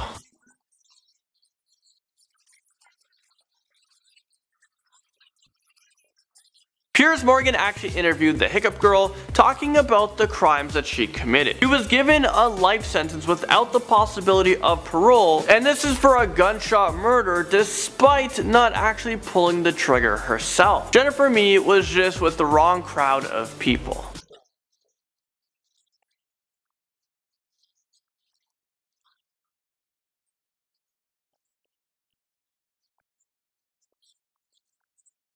Moving into number 3. When Luis Reyes learned that he'd be in jail for the next 30 years, you knew just by his body language the bailiffs would have to hold him. That was Luis Reyes Jr., who was just sentenced to 30 years in prison after his very sinful act of sexually assaulting an 89-year-old woman. Is this real life right now? That is just sickening. Well, in court when he found out his sentencing, he started to freak out and he had to be taken out of the court and restrained. The 89-year-old woman was actually there in the courtroom listening to the sentencing. The teen did apologize for what he has done, but the court didn't think Reyes had remorse, hence his sentencing. Number 2. Brings 17-year-old Jacob Muzan and 18-year-old Drake Campbell to tears. That was 17-year-old Jacob Muzan and 18-year-old Drake Campbell, who broke into tears in court. They were both being charged for murder, attempted murder, burglary, and 2 counts of armed robbery. Both of the teenagers only started crying when the judge denied their bonds due to a lack of emotion they gave during the trial. Both teens showed no remorse. One of the sisters spoke in court, and she apologized for him, and she knows that in their hearts they are breaking. So they're not showing any physical remorse, it's just all the remorse inside. I don't buy it. And finally, number 1, we have this.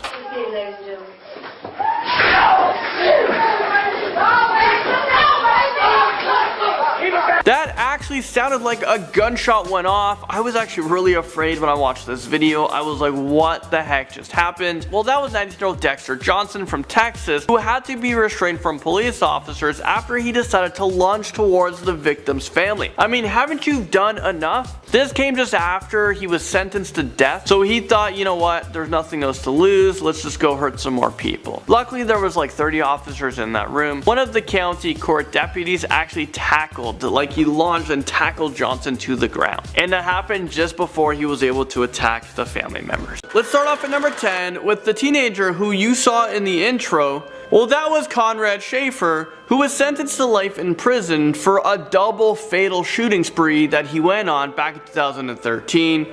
He was sentenced to 2 life terms in prison, but in 25 years he is entitled to have his sentence reviewed and it could be shortened. Something tells me that we shouldn't shorten this teenager's sentencing. My family and I had no intention to forgive the guilty because of such a heinous and brutal crime that was done to my grandson. This teen went on a murdering spree, killing as many people as he could, but for some reason he's asking for leniency. I mean, buddy, did you give leniency to all the people that you gunned down? So he asked for leniency, pleading that he is sorry for what he has done. I know if I was in your position, I'd feel the same way. I was 15 at the time, and I'm really sorry for the things I've done. And I know I did wrong, and I know my apologies don't mean nothing to you. I know it ain't gonna change how you feel about me, but I just feel like I need to apologize, and I really am sorry for what I've done. Yeah, I'm totally not buying it. The guy looks like he has no emotions whatsoever on his face. I mean, you ain't sorry. Alright, number 9.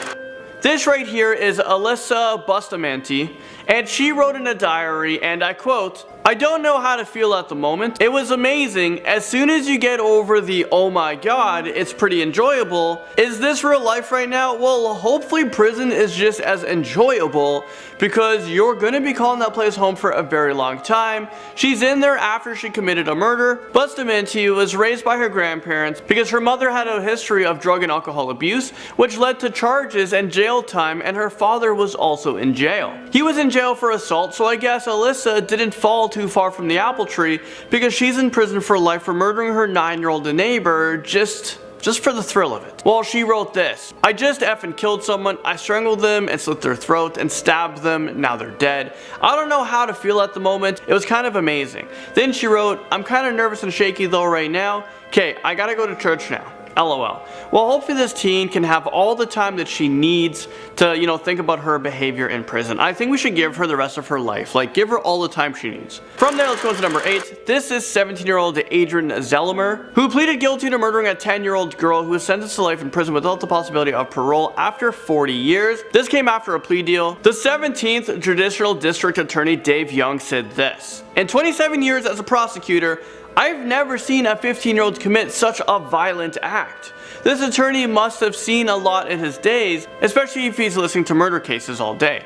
And for the attorney to come out with a statement like this is insane. How does a 15-year-old even have it in them to, commit such an awful crime?" At number 7, we have Russell Burrell, who pleaded guilty to a murder. He was alongside 3 other people who committed the murder, and he was sentenced to 6 life sentences in prison plus 10 years. He was the teen we talked about in the intro of this video. Burrell murdered 3 people: Shamika Barris, Michael Martin, and Damian Collin. This was a planned murder in order to steal money and drugs. Let us be clear, 19-year-old Russell Burrell, who was a juvenile at the time of the murders, was the one who emptied 17 rounds into 3 human beings, and today was his last day in civilized society for the rest of his natural life. Alright, number 6. We have Shane Thompson, who was 17 years old at the time he committed murder, while he was sentenced to 110 years in prison. And pleaded guilty to murdering 39-year-old Evelyn Njai during a September 25, 2013 robbery attempt at this Rickers BP located on West 38th Street. So that wasn't the only crime he committed. He was charged and convicted of murder, robbery, and sexual assault. Prior to that, Thompson broke into the home of this woman and sexually assaulted her while her husband and sons were held at gunpoint. This is so sickening. It's hard to even read this. This teenager deserved every moment of that 110 years prison sentence. Thompson is obviously not a normal person. When he was sentenced, he seemed pretty happy about it. The man he killed, Derek Thomas, has that story. Why is this guy smiling? Number 5. 17-year-old Raceland Martin entered the courtroom handcuffed with his feet in shackles. He sat and appeared to be listening intently to testimony, occasionally nervously looking. That was 17-year-old Raceland Martin, who murdered his grandfather with a hatchet. Martin was 15 years old when he planned the murder of his grandfather. When this kid was in court, he was shaking like crazy. The defense, however, arguing his client did not have a normal upbringing, functioning as an adult when he should have been treated like a child. I don't know if you guys saw that, so let's take a look again. As an adult when he should have been treated like a child. Why is this teenager scared now? Martin received a life sentence and he'll spend the rest of his life behind bars. He has a chance of setting the record for being the longest serving inmate in prison because he committed an awful crime at such a young age. And he is not getting out until he passes away in prison. So let's see if he can set the record. Number 4, we actually have someone else who killed an elderly person. This right here is 17-year-old teen who murdered 98-year-old Margaret Douglas. She was in her home when the incident happened, and the teenager tried to hide her body in the closet. In court, he tried to apologize for what he did. I'm so sorry for what I did. I constantly live in regret and shame because of it. It's been 9 months since these hands committed those acts on... The only reason why the teen is apologizing is because his lawyers told him to, in an attempt to get a reduced sentencing. But luckily, it never worked. Those fake tears, the words did nothing for him. He was sentenced to life in prison without the possibility of parole. Number 3, we have Savon Shmush, who pleaded guilty to killing his half-sister. Shmush was only 16 years old at the time when he murdered her in their home. He murdered her and dumped her body near a lake so no one can find out. He tried to get away with the crime. Photos of her smiling face and memories. A young life taken away at the hands of a half-brother who her family says she loved.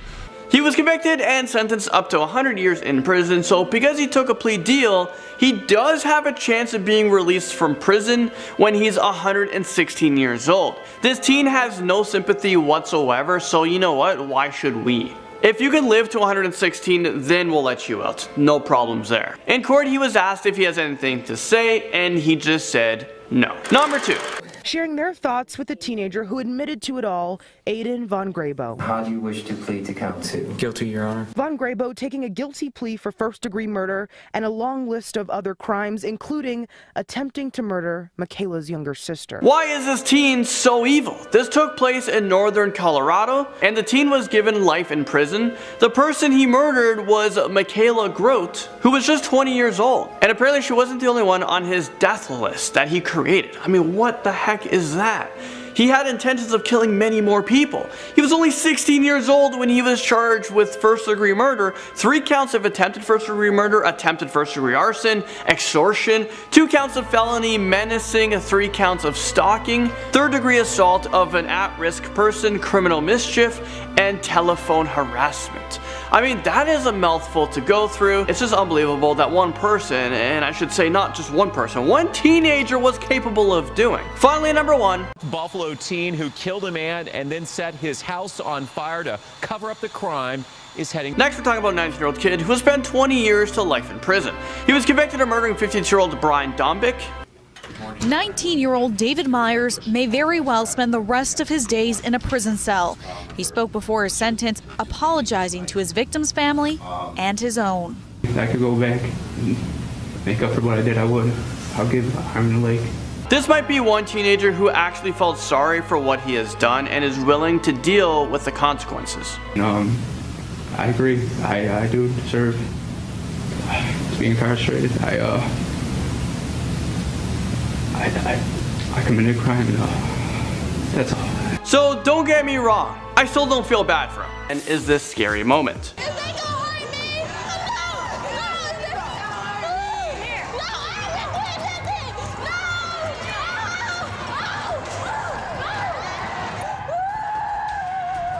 Okay, did you guys see how petrified she was? It's funny because the introduction video made her look so tough, but as soon as she saw the inmates tapping on the glass, she was ready to tap on out of there. I'm flat with my style and don't get up with my own. on ghetto families. I will fight boys and girls. When I'm fighting, I don't feel bad for nobody because they should never came. Okay, I can't believe that she's only 12 years old and she's already talking about getting into a ton of fights and how she doesn't feel bad if someone got hurt. She definitely needed this wake-up call. I'm pretty sure when I was 12 years old, I was at the park climbing trees or swimming in the pool. If someone wanted to fight me, I would run away. I think that's why I'm so fast. I did a lot of running away. You wouldn't find me starting fights or bragging about it. Well, for this young one, she needs to start acting like a regular, non-violent 12-year-old girl, because you're only gonna end up like the people that just scared the crap out of you.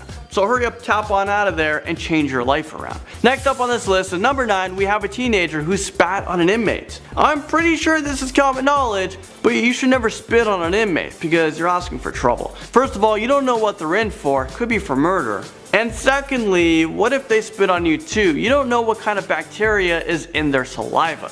But let's take a look at how this situation went down.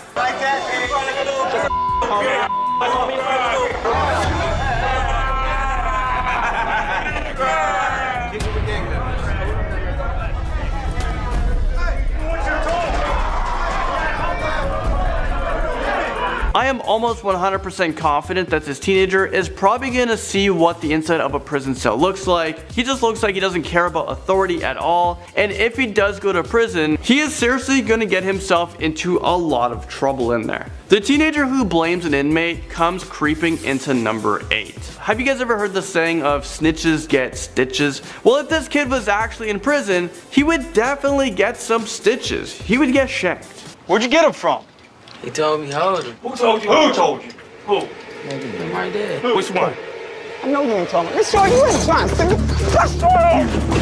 This kid was holding about 7 knives, and he told the counselor that his other prison inmate told him to hold on to them. That's when the prison inmate freaked out and went lunging at the boy. I don't think I would be blaming anyone who is capable of snapping me into 2 pieces. Better yet, I definitely wouldn't agree to hold his dirty knives in the first place. I think that's just common sense. It's like, hey, can you hold this gun? It's a murder weapon, but just hang on to it for a little bit, you know?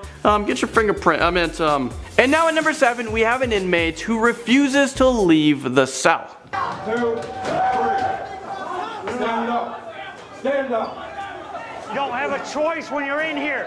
You do what you're told. It's not up to you where you're housed. You don't want to move? We'll make you move like this.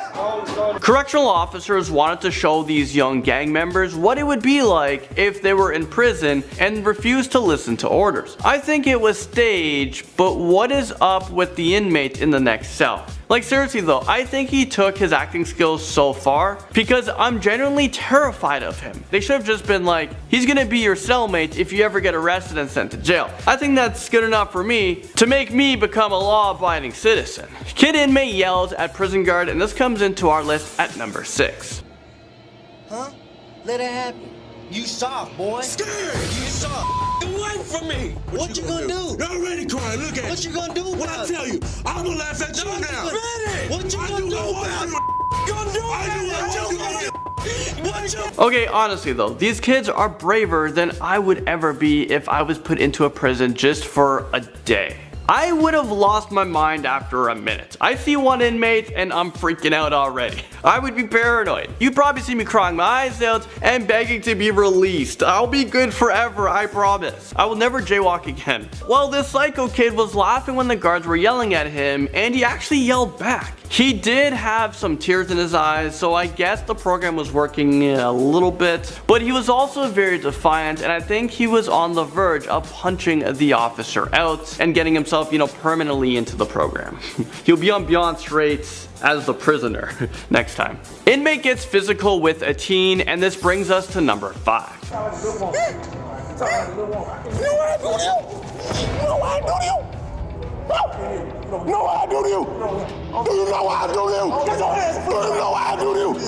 This teenager was brought to a federal court because he was caught sneaking into people's homes and stealing their stuff. When they entered the prison, the teenagers have to wear a sign that says what kind of crime they committed. So when an inmate heard about these kids bragging about their petty crimes, He got really physical with them. He even dragged this kid over to a gross toilet and forced him to stick his head in it. I'm pretty sure if an inmate did that to me, I would never commit any crimes anymore. So I guess this scare tactic would be extremely effective. Gross, but very effective. And now at number 4, we have an inmate who tries to attack a kid. Up off me, man. Grab that home, dog. You's a bitch ass. I oughta beat your ass. Man, let me go, man. Man, let me go, man. I oughta beat your ass. Let me go. Is this real life right now? Yeah. I don't think this inmate got the memo that they're actually not supposed to hurt these kids. You know, there's cameras everywhere. This is a show. I'm pretty sure that the inmates selected to participate in the program are supposed to get some incentives, and they're supposed to be well-behaved criminals in jail. But I think the producers messed up with this one when they selected this inmate. You can tell that he still has a lot of anger issues to deal with, and I bet he was punished for almost attacking this young kid. Inmate tries to break into cell, and this scary moment makes its way into number 3.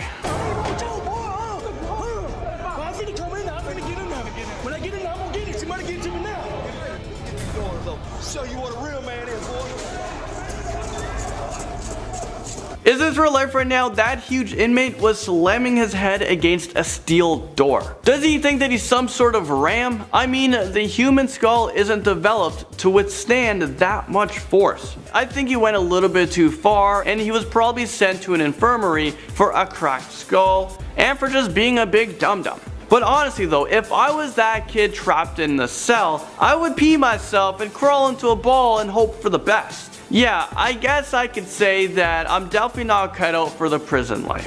Things get feisty in at number 2 when a teenager tries to punch a corrections officer. Corporal Kano! 2 Corporal Kano! Hey. Get up. Turn around. Turn around. Cuff her up. Cuff her up. Turn around. The handcuffs on her. That's all you can do. Yeah, you should never punch a guard in prison. That's probably the worst thing you can do. I'm pretty sure that's like the #1 rule because you can be charged with assault and battery against a police officer and you'll get more time added to your sentence. But this little punk girl thought that she was really tough when she tried to take a swing, but she was very lucky that the corrections officer was able to dodge it. I wonder what happened to her after the incident. I bet she was taken to have a tour of solitary confinement. Here, let me show you what it looks like if you were stuck in 4 walls, and I'm gonna leave you here for like a few days. Let's see if you'll punch anyone ever again. Alright, topping off our list, in at number 1 with a crazy inmate. I think we've done it again. We've saved the best for last. Okay, but seriously guys, Hannibal Lecter has nothing on this inmate. Come on. Look at him. That is crazy.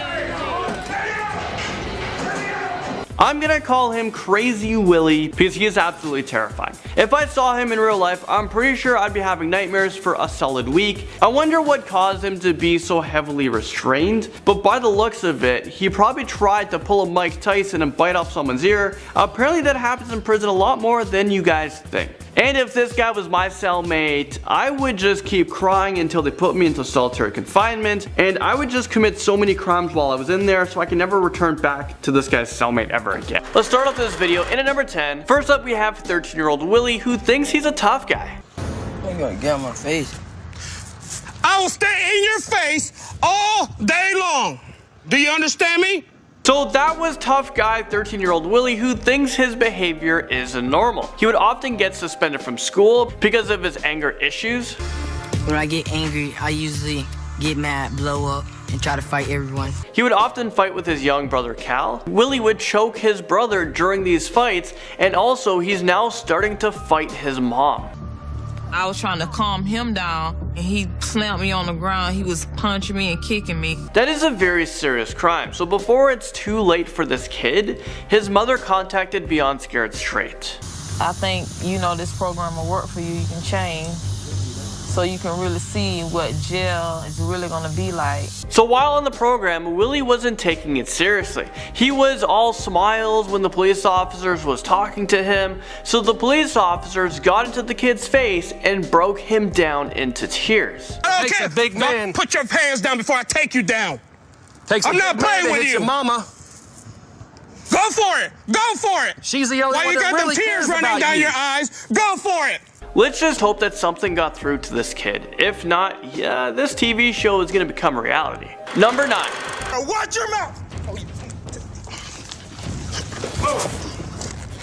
You are not at home, gentlemen. You are not at home. That was 16-year-old Keshawn, who is in a gang. 16 years old, already a gang member. He steals cars, guns, whatever he can get his hands on. He is often very violent and can't control his temper. His mom brought him to this program to try to break him. Well, it seems like Keshawn's toughness kept with him during this whole program. He didn't want to listen to any officers. He wasn't taking this program seriously at all. He thought he can get away with whatever he wants to. You will not disrespect me in my house. Is that understood? This kid just started this program and already got himself arrested. Why the wrong with you, dog? Chill out. You are starting in the wrong way. I mean, man, Keshawn. When Keshawn was in the prison, he started acting up, calling out other inmates. He then started to spit on the floor, so the officers had to restrain him and put a spit hood on his head.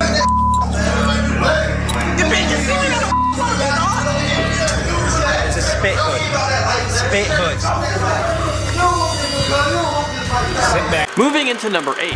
My name's Anthony. I'm 19. I smoke, I drink, I steal.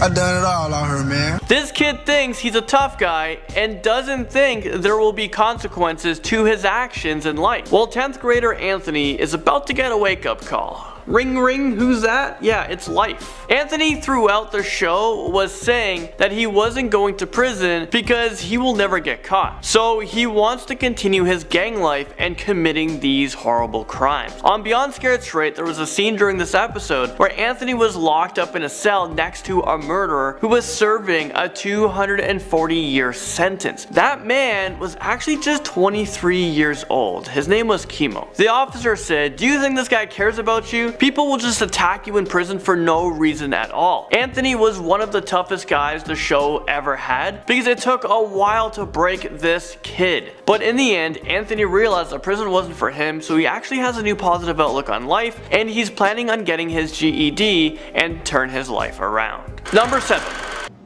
don't know who you're talking to. You're not talking to me, miss. I don't care if you got a badge or a gun. I don't give a Really? Yeah. Is this real life right now? This teen is for sure going to be going to prison like very soon. Well, that was 15-year-old David, who has been charged for violence on his own family. David has a very bad temper, which seems to be the common element with all of these teenagers on this show. David breaks things in his house. He punched his mom's vehicle in the front glass windshield. This guy has no regard for anything. David's mom called a police officer after her window was smashed. 8 cop cars appeared, and David was telling them all off. David started throwing things and said, "You want a reason to arrest me? Well, here it is." And then yeah, he was arrested. They cuffed him and off to jail he went. David is always threatening his own mom. One time he even punched her in the face, and he's made other mini threats towards her. Well, on the show, David tried to show his toughness, but he broke down. You love her to death? Yes. Then why are you treating her the way you are? I can't control my I'll take a bullet for my mother, too. Yeah. Number 6, we have this. My name's Shaved. I'm 15. I like to fight, smoke weed, and I'm a thief. I'm proud of all the bad things that I do. That was 15-year-old Travis, who has huge anger issues.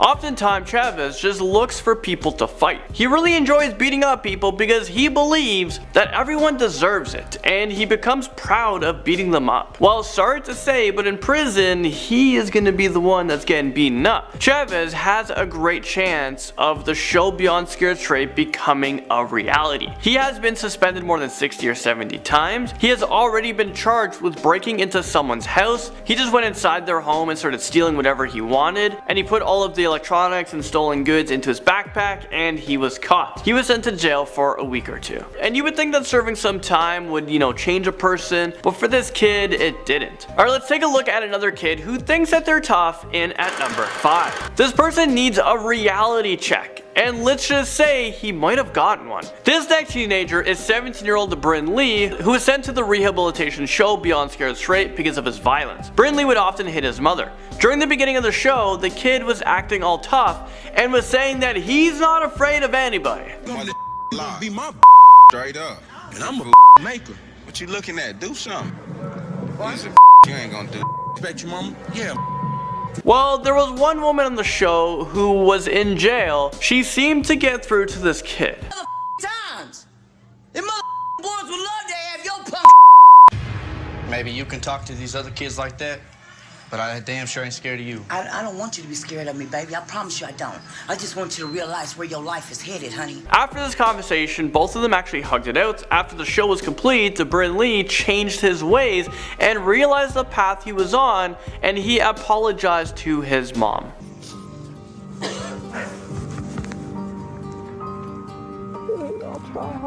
Next up, number 4, we have a computer hacker. Just things such as hacking Facebook and sending viruses and breaking into banks, get access from a server from a website and pulling email account info, and that gets boring, so we go to the advanced things, and I don't really like to talk about the advanced things.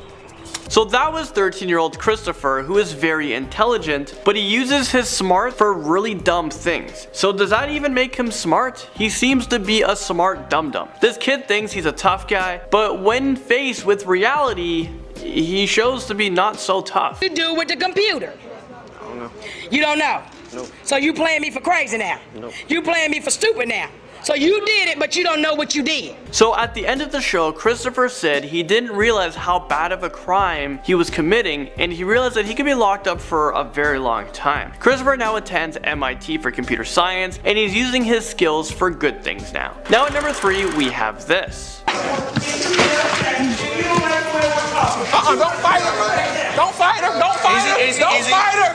I got her. So that was 16-year-old Jermaia, who has a problem with fighting people. And even on their show, she seems to have a problem listening to the police officers. It's not worth trying to be a tough person. Where does it even get? Well, this anger issue seems to run in the family because her brother Jamal is also a fighter. He once punched his teacher in the face, and they're looking to press charges against him. So he might be on the show on the other side of things. He seems to be a tough guy in the streets, but when he's on the show, he didn't look so tough. No, sir, I don't want to go in there, sir. No, sir.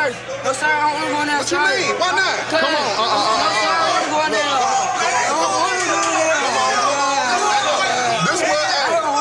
This kid literally broke down in tears and started to say, but if this was real life, buddy, your life in prison would be a very tough one. People are going to bully and fight you every single day because they see weakness. So maybe being tough isn't what you want. He seemed to be shooken up from this show, so hopefully he learned something. Number 2 is shocking. You're about to see 14-year-old Jasmine. She enjoys smoking weed, she snorts pills, she takes a lot of hardcore drugs. Jasmine is high all the time. She sneaks out of her parents' house and has a very bad temper. Currently, Jasmine lives with her grandma because her mother, well, she's currently in jail. So this is like a mother-like-daughter situation. For some reason, Jasmine believes that even with the path that she is on, that she's never gonna end up in jail. Because my mom, she just got locked up.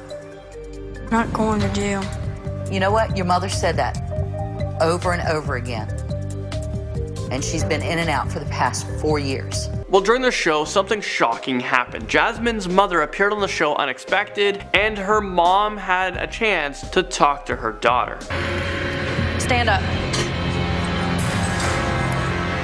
My name's Nicole, Jasmine's my daughter, and I'll do anything to make sure that she doesn't end up in jail like me. As soon as her mother appeared, Jasmine started to tear up. It was a very emotional moment. Being able to pick up the phone and ask me if we can go to the mall, is it worth it? Is any of that worth it? Any of it? No. I would trade every name brand thing that you had just to be able to come home for a day. And finally, at number 1, we have this kid right here. My name is Brandon. I was brought on a jail tour because I was fighting robbing people, selling drugs. So that was Brandon. He was very mouthy on the show. One part, he told the officers that he loved touching women, and how if the officer had a daughter his age, she would be on his team. Well, Brandon was actually able to piss off the officer. Pretty sure this is one person that you don't want to be pissing off. Brandon has to realize that prison is the direction he is going into if he continues on this path. And he also has to realize that the show is very laid back in comparison to actually being in prison. If he told the officer he would bang his daughter, he would probably get thrown into solitary confinement where he is going to be broken. Also, if he melts off to another inmate in there, there's no telling what can happen. Brandon was actually so bad, the show kicked him out. The officers on Beyond Scared Straight realized that they weren't getting through to this kid, and they're just gonna see him very soon. They'll deal with him with no cameras rolling. Step out. I'm done with you. So tough. How old are you? 16. I'll see you in 1 year. Well, after the show, it was shocking. Brandon was, right after the show, he was sort of the same, but as time went on, Brandon started to change his ways. He changed his attitude around, and he started to calm down and realize what the program taught him in the short time that he was on it. Getting kicked out made me realize it was time for a change. In at number 10, we have George Parrott, who was just 17 years old when he was arrested, and soon after he was convicted of rape and an assault that took place back in 1987. Well, George has spent 30 years in prison after it was deemed that he was actually wrongly convicted due to bogus FBI evidence. He was convicted mainly on an FBI agent's testimony about a microscopic hair found in connection with the rape. But a judge found that evidence to be flawed and released Parrott on personal recognizance Wednesday. This is why the justice system is just so messed up. A lot of times police officers or FBI agents are convinced, they're so convinced that this is the guy that committed the crime. So what they do is they do anything they can to get a conviction, to put this guy behind prison and to do it fast. Well, we have witnessed in the past them giving false statements, tampering with evidence, and a lot of times we have witnessed FBI agents and police officers get it wrong. They convicted the wrong person. Did you ever lose hope after all those years? No, absolutely. Of course, I've been in 30 years. A crime I didn't commit, of course I lost hope. For people who may not have hope, what do you want them to know? He's got to pull out. Don't give up. Don't give up. That's for sure. Don't give up. Alright, moving on this list, at number 9, we have two best friends, Ricky Jackson and Willie Bridgman. And they were arrested at the age of 16 years old for a murder that took place in Cleveland, Ohio. Harold Franks was the victim. Well, he was attacked with acid and he was shot twice with a .38 caliber gun. Both teenagers received the death penalty back in 1977, but it was later turned over to life imprisoned. It was young Vernon's testimony that put Jackson on death row. I could halfway accept my punishment if I was guilty, but, excuse me. This story takes a huge turn because after spending 40 years behind bars, a judge released them, and the judge said they actually have the wrong people. Ricky and Willie were convicted after a false testimony that was given by a 12-year-old boy. These two friends didn't commit the crime, so for the past 40 years they were serving time for someone else's crime. Their lives has been taken away from them. Words can't express how I feel right now. I'm just glad to be out, glad to be a free man. What are you going to do today? Where are you going to go? Wow.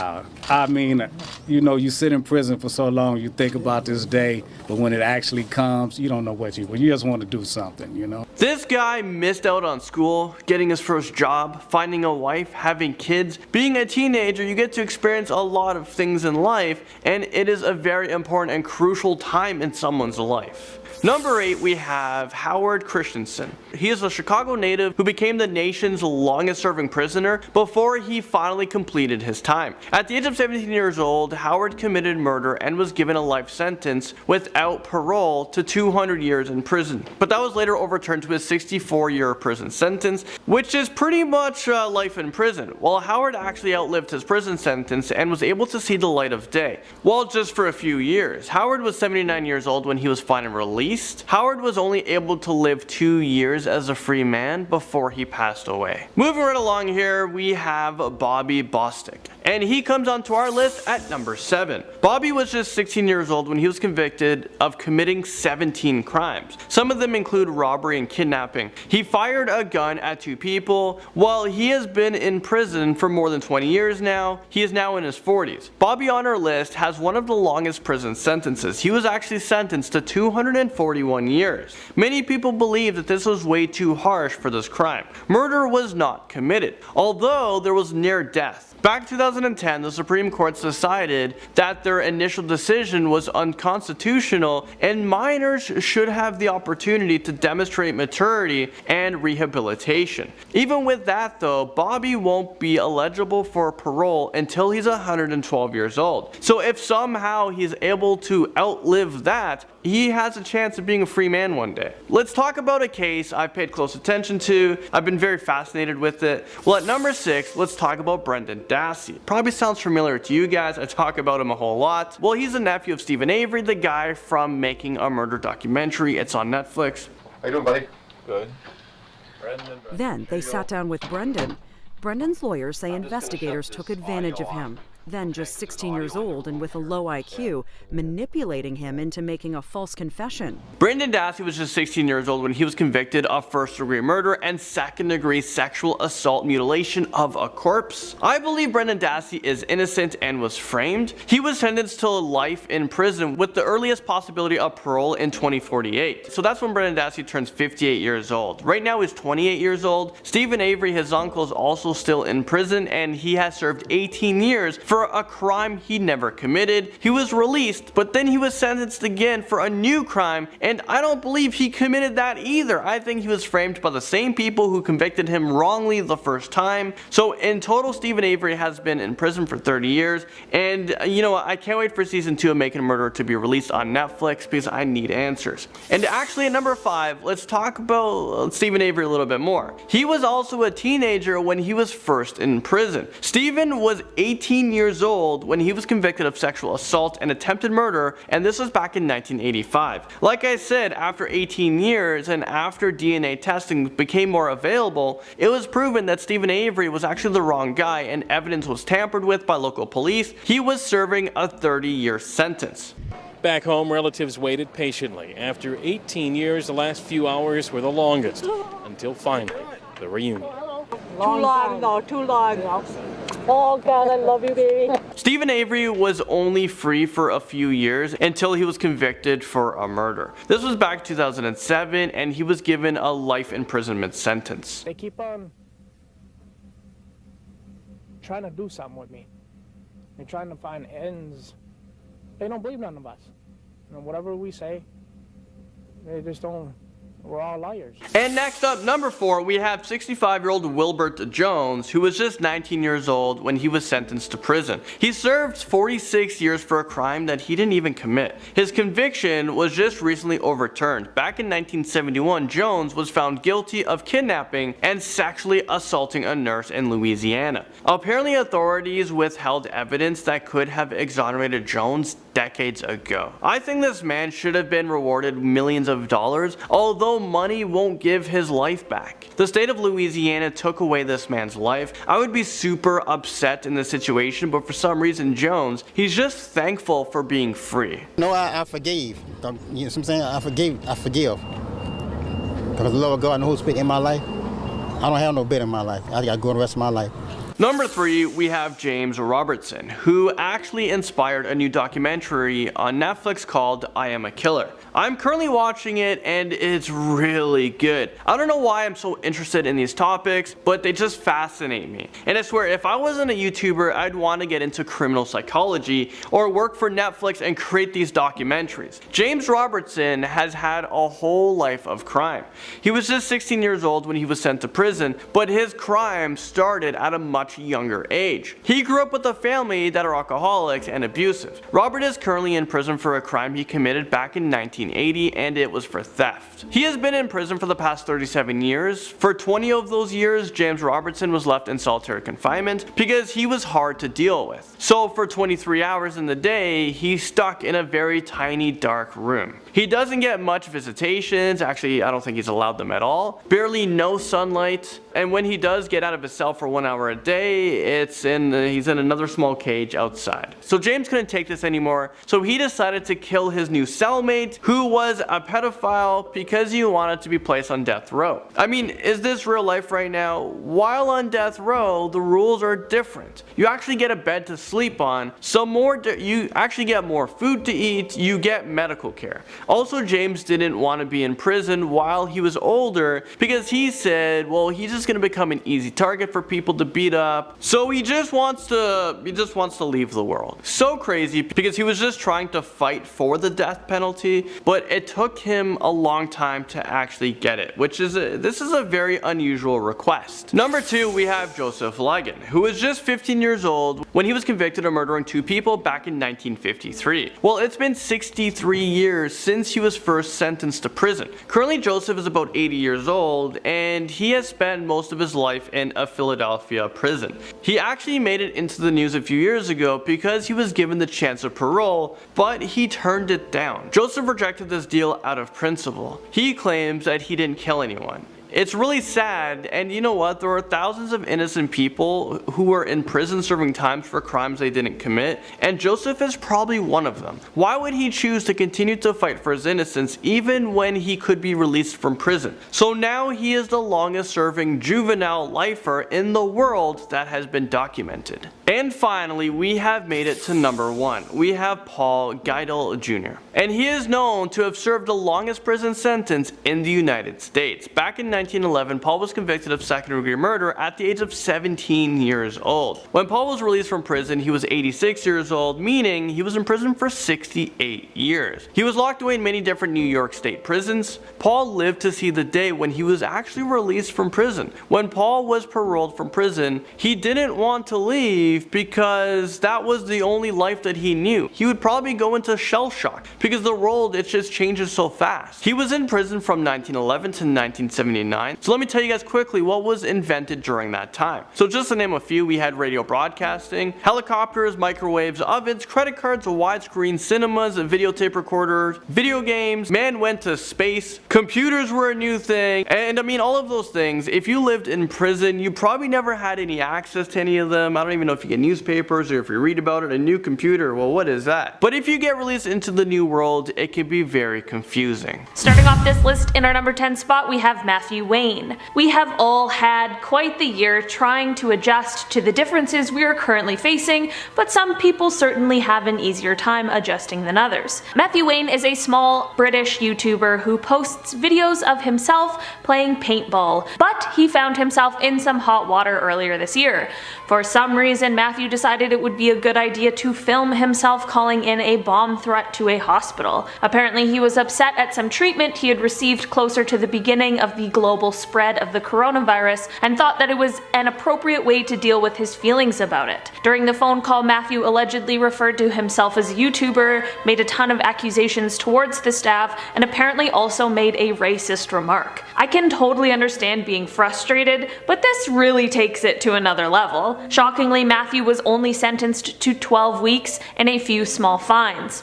Let's hope this was enough for him to have learned his lesson. In our number 9 spot today, we have Kangwa Ren. Before I dive into this one, guys, please don't forget to hit that thumbs up if you're enjoying the video so far, because it really helps us out. Kangwa Ren, who is better known as his YouTube name Reset, makes gaming videos and has over 1 million subscribers on his channel. In 2017, he made a video that saw him remove the cream filling from an Oreo, replace it with toothpaste, and then give it to an unsuspecting homeless man who later threw up. When people began to give him backlash for this video, he removed it and instead put up another video of him giving the same man a $20 bill, as if that's compensation enough. The judge in this case certainly took into consideration the fact that he had made more than $2,000 on this video alone, so the measly offer of $20 was most certainly insufficient. The court decided on a 15-month sentence and a fine of $20,000, as well as a 5-year YouTube ban.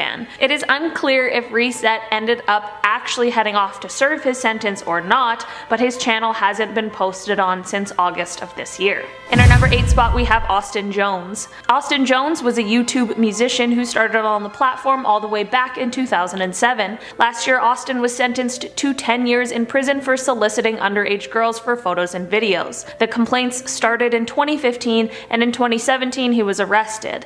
He ended up pleading guilty and admitted to using different platforms such as Facebook and iMessage. The 10-year sentence comes from him pleading guilty on one count of the things that he was accused of. Initially, his YouTube account was demonetized once the allegations came to light, but it was quickly removed entirely following the guilty plea. In our number 7 spot today, we have Ruslan Sokolovsky. Okay, this one is kind of crazy. Russian YouTuber and law student Ruslan Sokolovsky is facing jail time because he was playing Pokemon Go in church. He had filmed himself playing the game and a few weeks later was awoken in his apartment by the police coming in to arrest him. Apparently this is a crime in Russia because it is obviously offensive to the people who were there to worship. I completely agree that it was extremely rude and distasteful for him to pull this kind of a stunt, but 5 years in jail for playing Pokemon Go does seem kind of insane. Like, Matthew Wayne called in a bomb threat to a hospital and got a significantly lighter sentence.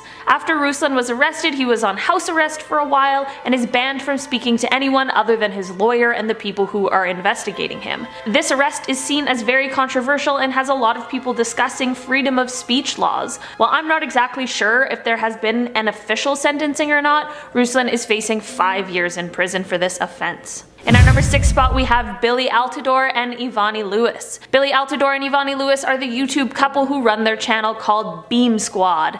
The pair post videos of them and their family doing challenges and pranks and just talking about their daily lives. Last year, the couple was arrested and charged for fraud, which they of course documented on their YouTube channel. According to court documents, the pair used stolen identities to create fake bank accounts and debit cards. The pair then used personal information that they had stolen in order to access the Social Security Administration website, where they then made direct benefit payments into their new fake bank accounts. There were allegedly 1,400 people whose benefits they tried to access, and of course some were successful and some were not. After this, the couple then used stolen personal information to file false tax returns and again directed the false tax returns into their fake bank accounts. Of course, they were eventually found out, which is what led to their arrest. They both pleaded guilty and Billy was sentenced to 2 years, while Ivani was sentenced to 1 year and 1 day. And they were also fined close to $94,000 in restitution. Billy has since gone away to serve his time, but because of the fact that they have kids, Ivani will be waiting to serve her time until Billy is back and able to take care of the kids.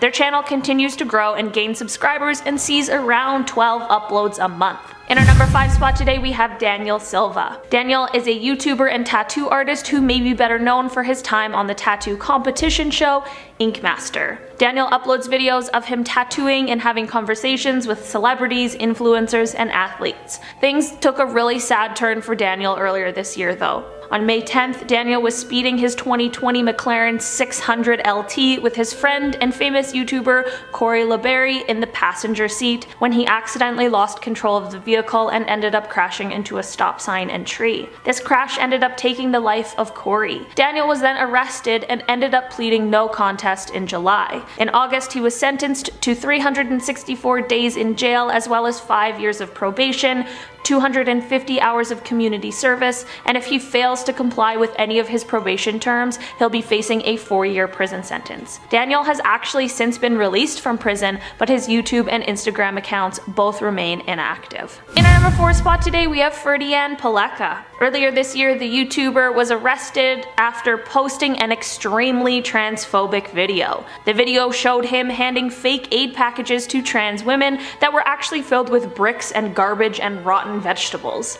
Of course, this video came under immediate fire for its disturbing content, and Ferdian responded by posting a fake apology video. He was charged with online defamation under the Information and Electronic Transactions Act, which carries a maximum 4-year prison sentence, as well well as deliberately breaking the law and bringing harm to others, which is punishable by up to 12 years in prison under the same law. After Ferdian's arrest, there were videos posted that quickly went viral of him being ordered around to do embarrassing tasks by other inmates. The videos received comments from his parents about how much it angered them to see their child being humiliated publicly. They are absolutely right, because that is not okay, but it sure is ironic. Luckily for Ferdian, the trans women that he victimized have decided to drop the charges against him, so he ended up being released from police custody earlier this year. But of course not before he made a snide comment that he was more comfortable in his jail cell rather than in his car before driving off. Hopefully this was just an ill-timed joke and he has learned his lesson, because things truly could have been a lot different for him. His YouTube channel remains active with just under 300,000 subscribers. In our number 3 spot today we have Andre Pies. Andre is a Russian YouTuber with roughly 800,000 subscribers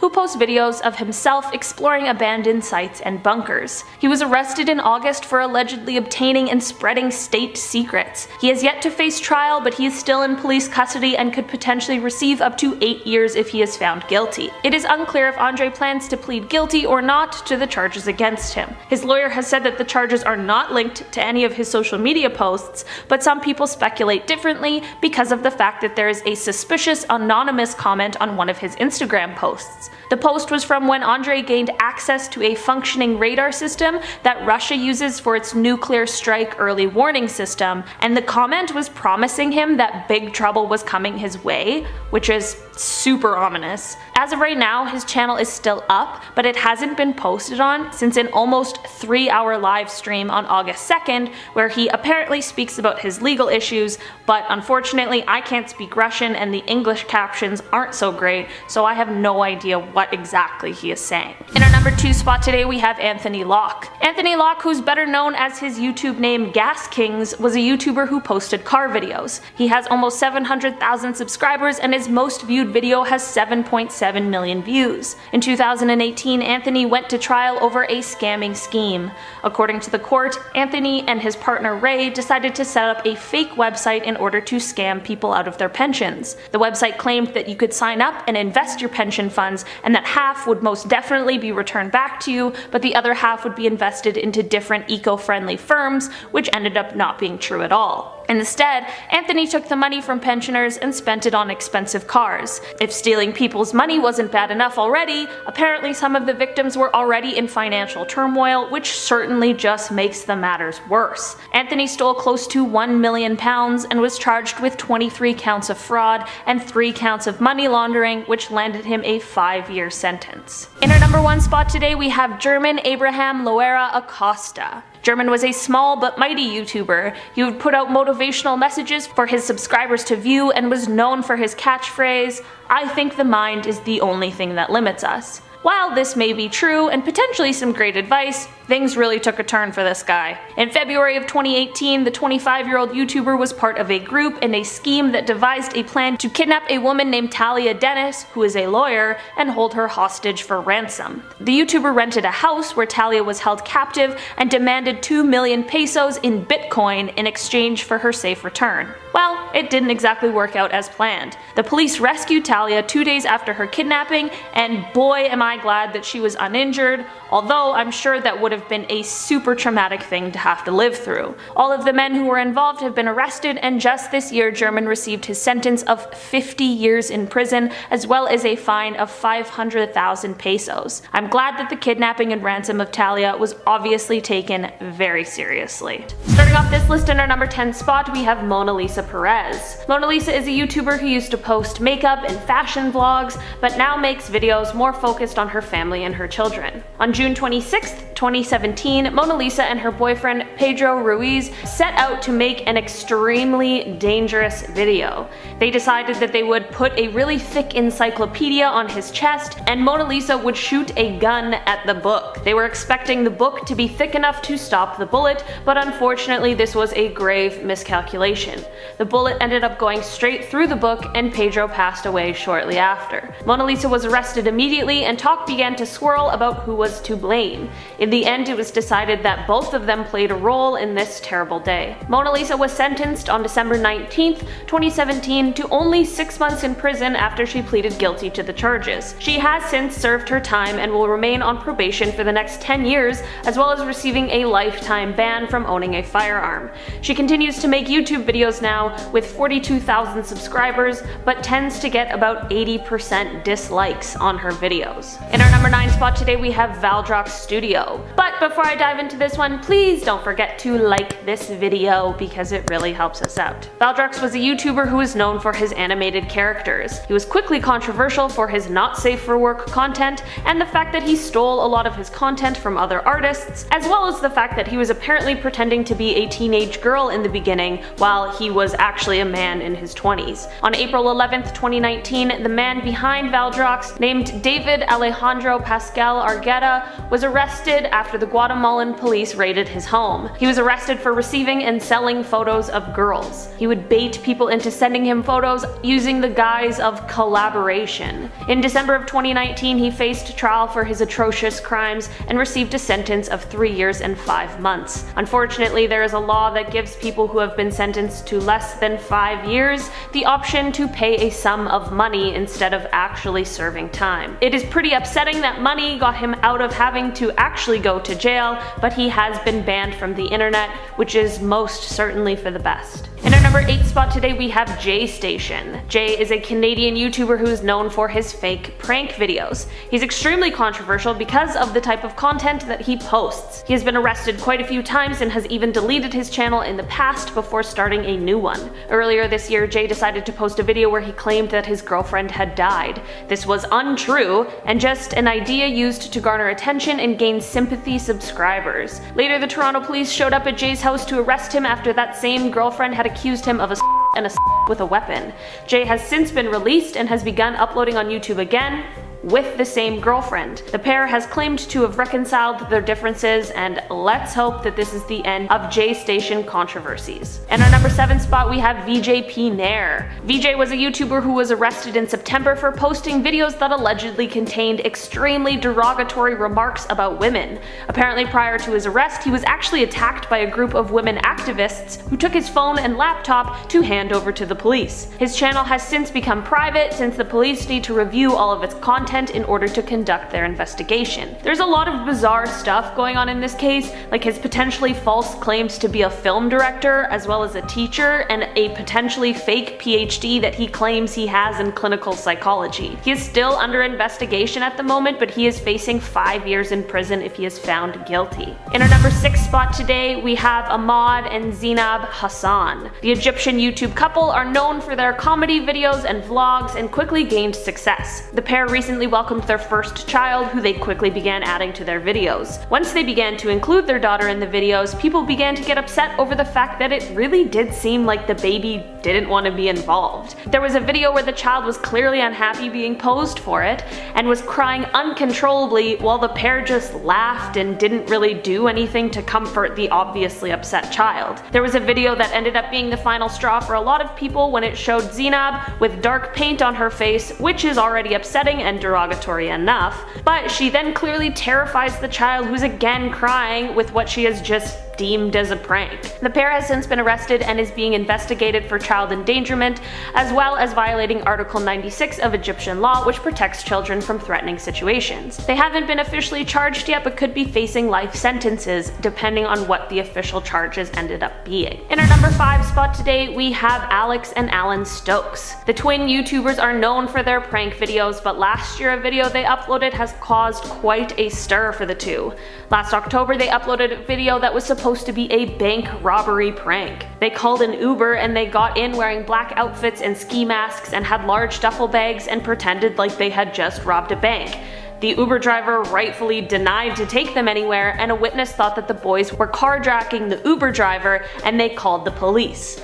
Once police arrived on the scene, they approached the Uber driver with their guns drawn. This poor, unsuspecting Uber driver really didn't deserve to be caught up in all of this. Apparently, shortly after this incident, the boys did a similar prank at the University of California's Irvine campus, where police were called again. They were originally let off with a warning, but they have since been charged with false imprisonment as well well as falsely reporting an emergency, which could see them each receiving a 4-year sentence. In our number 4 spot, we have one that just happened the other day. A Russian YouTuber named Stanislav Reshetnikov has been arrested and is being investigated for the death of his girlfriend Valentina. On a live stream, Stanislav was offered $1,000 to lock Valentina outside in the freezing cold.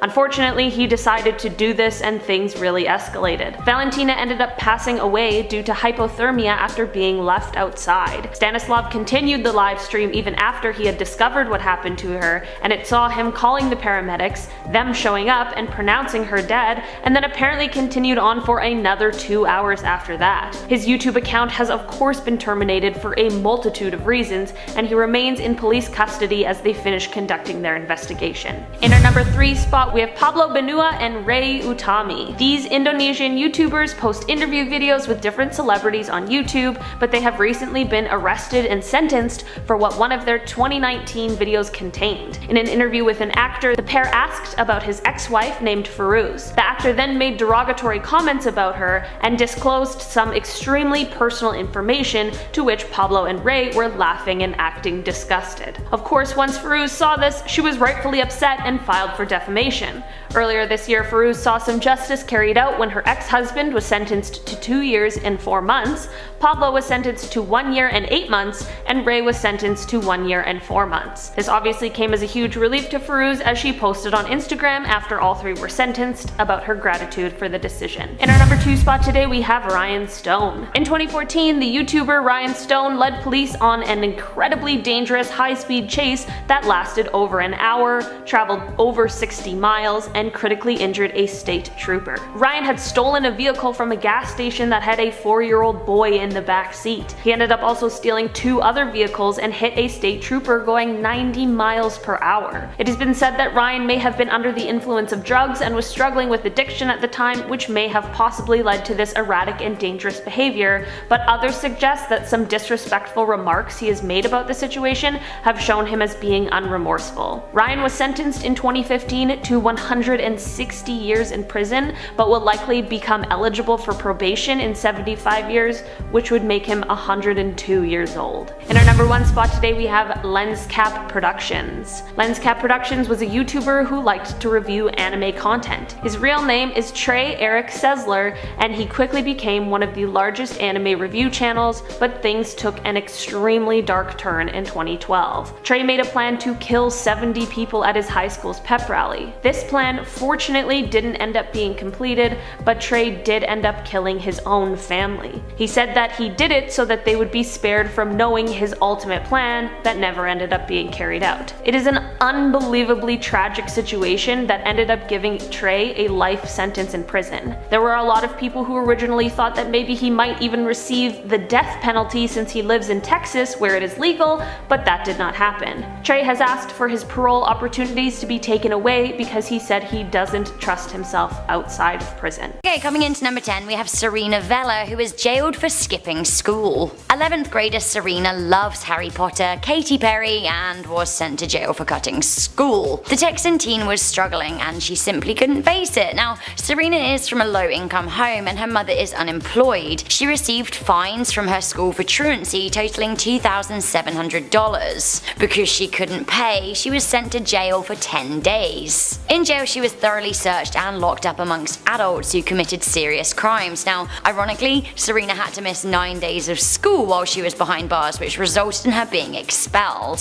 which is really sad. What kind of system locks up a teenager for skipping school rather than finding out what is causing the problem? This teenager was arrested and faced 20 years in jail for posting lyrics to a rap song on Facebook at number 9. In June 2013, 18-year-old Cameron D'Ambrosio was arrested in Massachusetts for posting a rap verse on his Facebook page. The aspiring rapper referenced the Boston bombings which happened that year, which a lot of people found very distasteful. They wrote lyrics that went, F a Boston bombing B, wait till you see that shit, I'ma be famous for rapping and beat every murder charge that comes across me, right? The kid did find fame, but not for rapping, for being thrown in jail for a Facebook post. The teen faced 20 years for making terror threats. Coming in at number 8, we have Gonalo Wilson, who got 10 years for having consensual oral sex with another teenager. In 2005, 17-year-old Gonalo Wilson had consensual oral sex with another teenager at a New Year's Eve party. I guess it happens. The teenage girl was 2 years younger than him at 15 years old.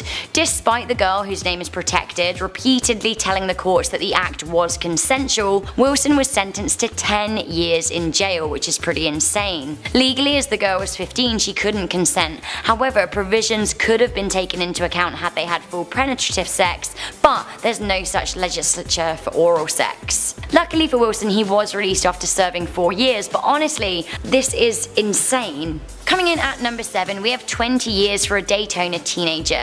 Kay Andrea Cook's sentencing was very dramatic and very sad. This 17-year-old was sentenced to spend the next 2 decades of her life in prison for carjacking and battery. The girl used a dating app to set up a robbery which resulted in her boyfriend shooting a man, who was wounded but didn't die. Kay Andrea was told by her attorney that she wouldn't receive jail time if she pleaded guilty to her part of the involvement in the crime. The video of the girl's sentencing in 2017 went viral as people watched her and her mother break down. Slightly better news for Kay Andrea came in 2018 when a judge amended her super harsh sentence to 11 years. The teen and many others still feel that she was wrongly advised by her defense team in the first place. Coming in at number 6, we have Blake Lehman, who got 55 years for breaking and entering. Blake Lehman was 16 years old and living in a small town in Indiana when he made a bad decision that would land him in jail for 55 years. The teenager had a clean record and had not been in trouble with the law before. However, his whole life changed one night.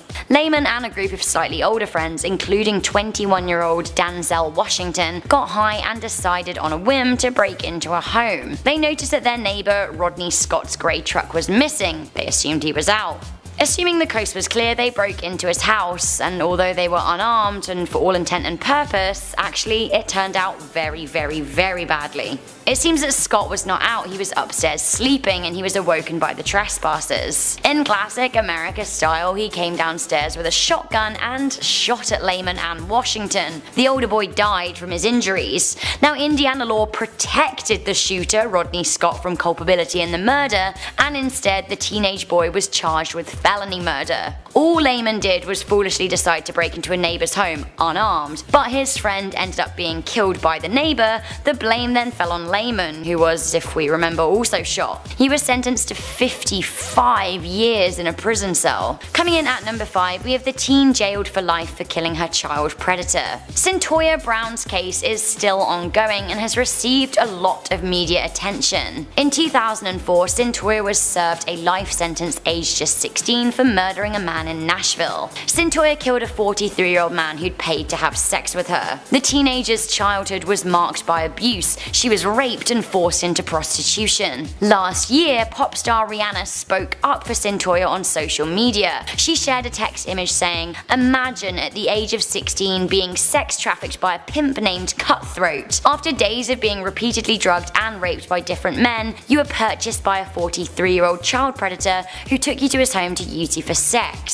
You end up finding enough courage to fight back and shoot and kill him. You were arrested as a result, tried and convicted as an adult, and sentenced to life in prison." This is the story of Cyntoia Brown. She'll be eligible for parole when she's 69 years old. Now, the last I heard, with the support of major celebrities, she is now facing a parole board.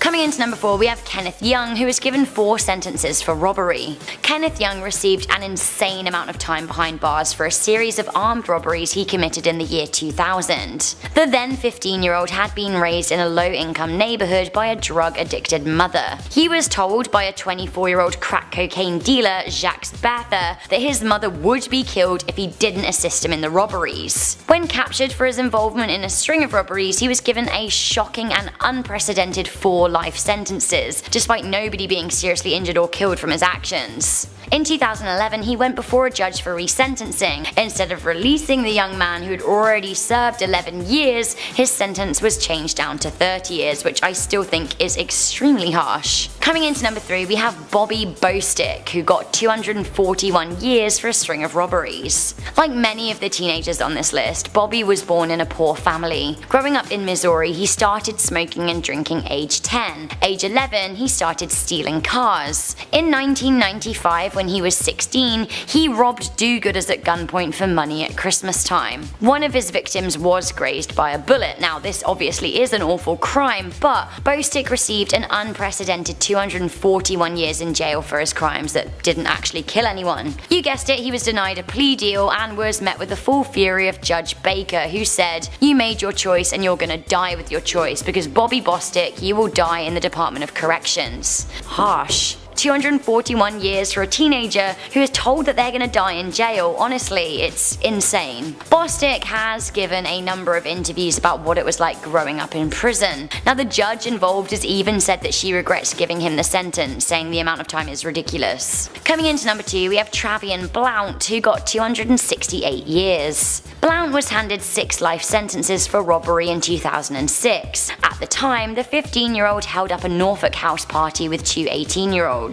Nobody was harmed and no shots were fired. The teens did steal marijuana and cell phones, as well as a small amount of cash. The jury convicted the teen for 49 separate felonies, and Blount argued he wasn't guilty of all of them. He was given 6 life sentences plus 118 years, totaling 268 years, which is outrageously harsh considering that nobody was seriously hurt, let alone killed. Blount fought his case, but his co-defendants got just 14 years as they accepted plea deals, which I think is really unfair. In 2014, he was given a partial pardon with his sentence reduced to 40 years. He still has another 29 years to go, while his co-defendants will be out soon. That's what you get for trying to fight your innocence within a system rooted against you. Finally, at number 1, we have the death penalty given to a girl for killing her rapist. What kind of world are we living in, where a man shoots a kid dead and he gets let off for self-defense even when the kid wasn't armed, and across the world, a different teenager is sentenced to death for killing a man who repeatedly raped her? It goes to show that the justice system in the United States is just as broken as it is in Sudan, a third world country. Amnesty International were fighting for 19-year-old Noura Hussein Haman's life after she was handed the death sentence by a Sudanese court. The teenager was married against her will aged 16. She refused to consummate her marriage, so her husband got his 2 brothers and his cousin involved to hold her down while he raped her. The next day, he tried to rape her again, but she escaped to the kitchen. As he cornered her, she grabbed a knife and stabbed him, fatally wounding him. She's been in a women's prison awaiting death since 2017. In at number 10.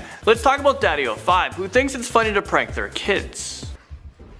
I didn't do that! What the hell is that?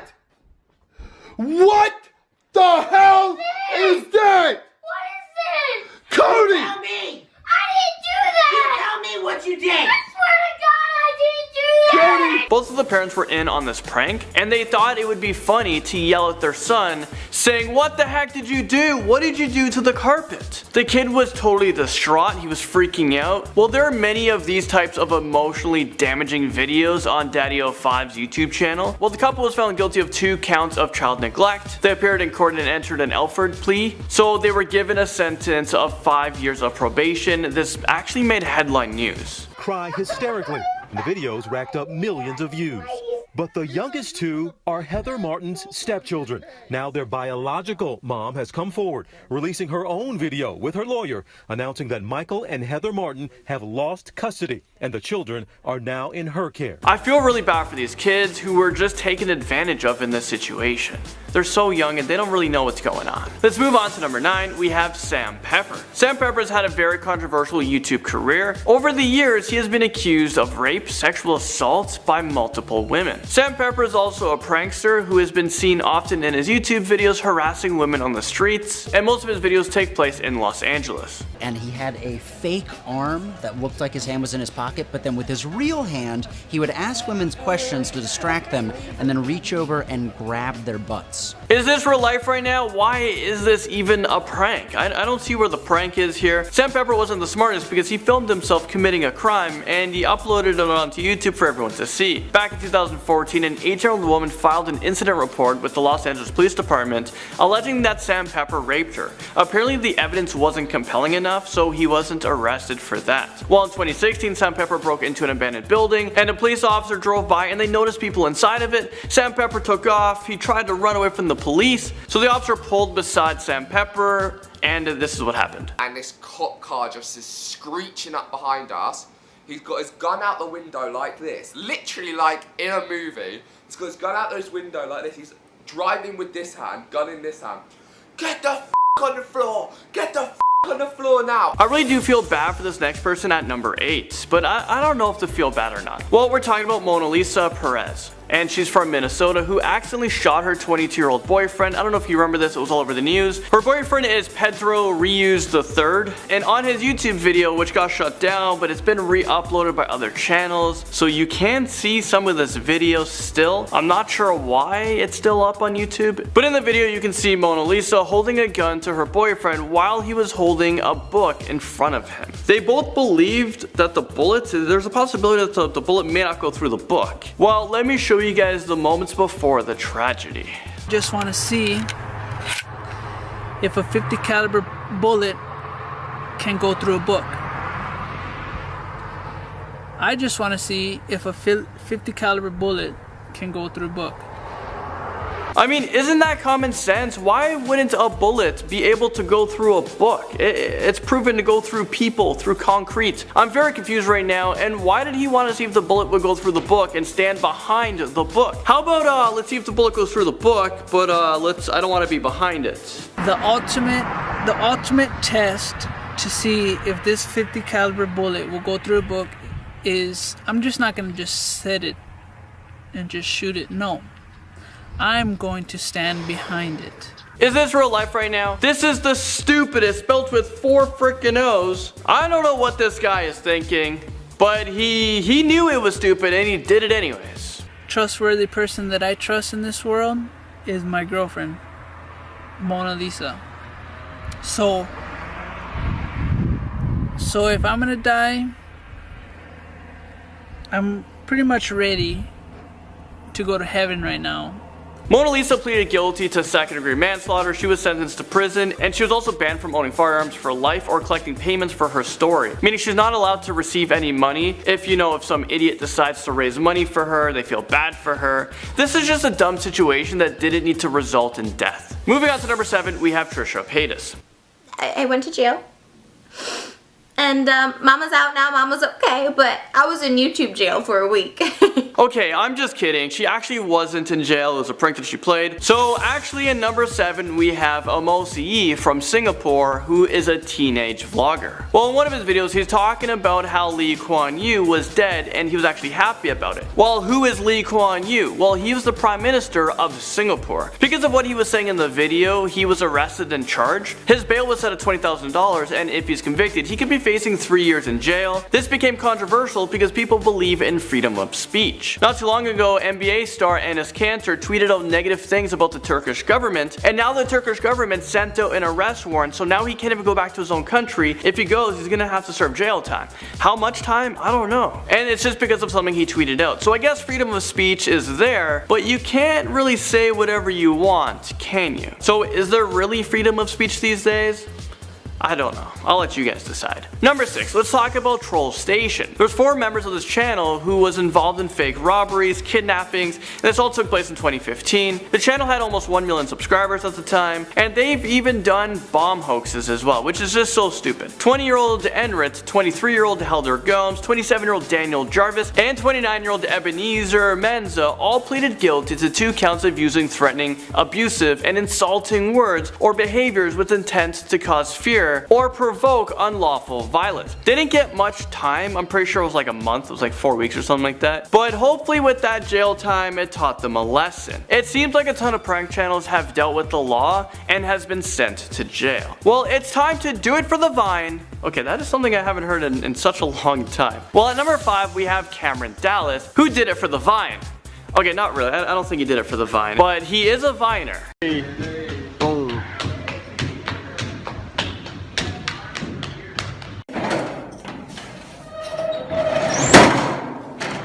in DMs. Some of y'all really need Jesus. Can I get an ow? Well, he got himself arrested. Cameron decided to throw an insane party because why not? He's young, he's a YouTuber, he's making money. Well, things got out of hand and police were called. Well, the police settled things down and they left. Well, they were called back again, and this time when they showed up, there was a paint can thrown out the window. It was a 6th floor window, and the paint can almost hit a woman. I'm assuming that's the woman that called the police. Well, there was paint just everywhere. Cameron was arrested on charges of felony of vandalism, and he was held in $20,000 bail. At number 4, we have Cali Muscle, a guy that I've actually made a video with not too long ago. I'm not sure if you guys remember it. Well, Cali Muscle we know as this like really big YouTuber. Well, big as in like a lot of views, and big as in like muscles. This guy's like beast. Well, did you guys know that he served hard time? Well, I guess for you guys who are fans of him, you guys know about it because he does talk about it a lot. Well, Cali Muscle is a bodybuilder who is originally from Oakland, California, and when he was younger, he took the wrong path in life. He got into a ton of trouble with the law. Not too long after the death of his brother, Cali Muscle found himself behind bars after an armed robbery. He spent 11 years in prison. He moved around from prison to prison, and he spent 7 years in San Quentin prison, which is a pretty tough prison. He would train daily in prison to build up his muscles into, you know, what they are today. This guy is a total beast. Glorified prison, jail, none of that. Because for me, truthfully, it was a waste of 11 years. But I'm here to say, you better find another way, and I did it. Cali Muscle truly has a very inspiring story, and now he has a very positive outlook on life. And now he's making money the right way. I highly recommend you guys check out the Cali Muscle story. It's a video on his YouTube channel. It's called Monster, the Cali Muscle story. I'll link to it down below. And you guys should go over to his newest videos and put hashtag most amazing top 10 sent me here. Let's give him a shout out. Number 3.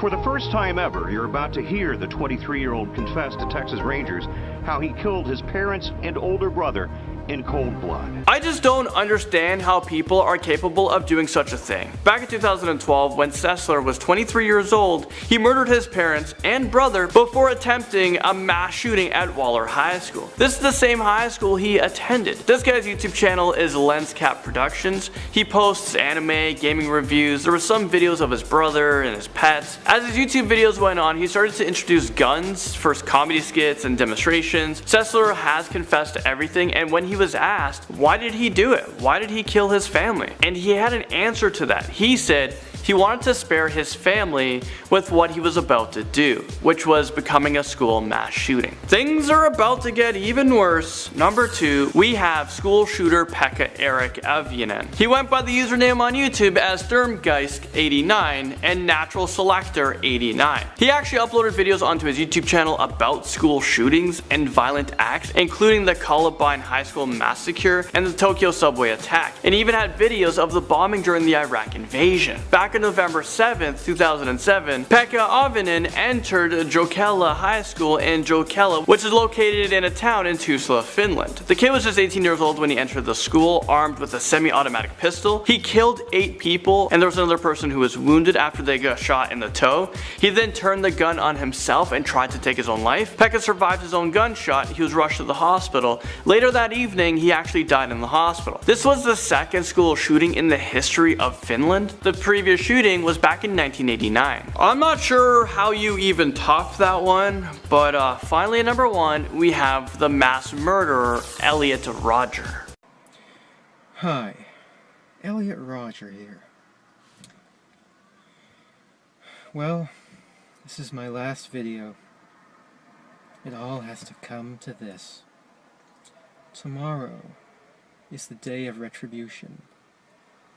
The day in which I will have my revenge against humanity. What is he talking about? Well, in the video he's talking about how he's trying to kill as many people as possible because he has lived a life of loneliness, and he mentions that no girl would give him attention. I mean, this kid is 22 years old. I wouldn't be too worried about that. I mean, this is just insane. But this sick guy decided to try and kill as many female blonde girls as possible. The day after he filmed this video, he did exactly what he said in the video. He went into the University of California and he opened fire. Just before he did that, he stabbed people in an apartment. He killed 6 people, injured 14 others before killing himself inside of his vehicle. The victims were ages 19 to 22 years old. Elliot uploaded his last ever video onto YouTube and he titled it Elliot Rogers Retribution. After uploading the video, he emailed a lengthy autobiographical manuscript to some of his acquaintances, his therapist, and several family members as well. The document was titled My Twisted World, the story of Elliot Rogers. It then became available online and now it's known as his manifesto. In it, he's talking about family conflicts, his struggles in life, especially his childhood,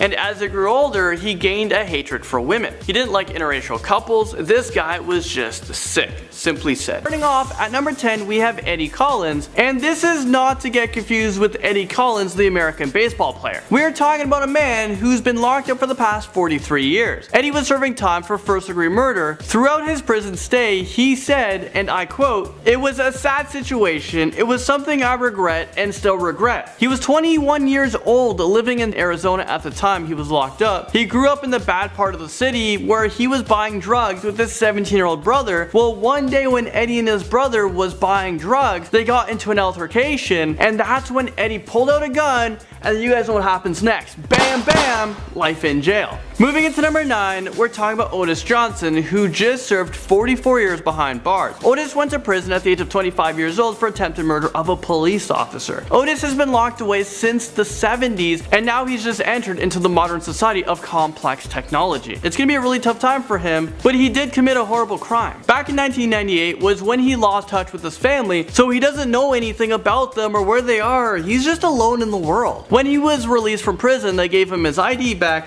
and they gave him $40. Here you go, spending spree. He is for sure gonna have to renew his ID because I mean he's been locked away for a very long time, and $40 won't actually get you that far. And oh yeah, he also got 2 bus tickets. I mean, where the heck is Otis gonna go? He enters the world as a homeless person. He was released at the age of 69 years old. Most of your life is gone. You've like lived it and it was in jail. You can no longer work, so I'm not sure how he's gonna make a living. Well, I guess that was a decision he should have decided 44 years ago.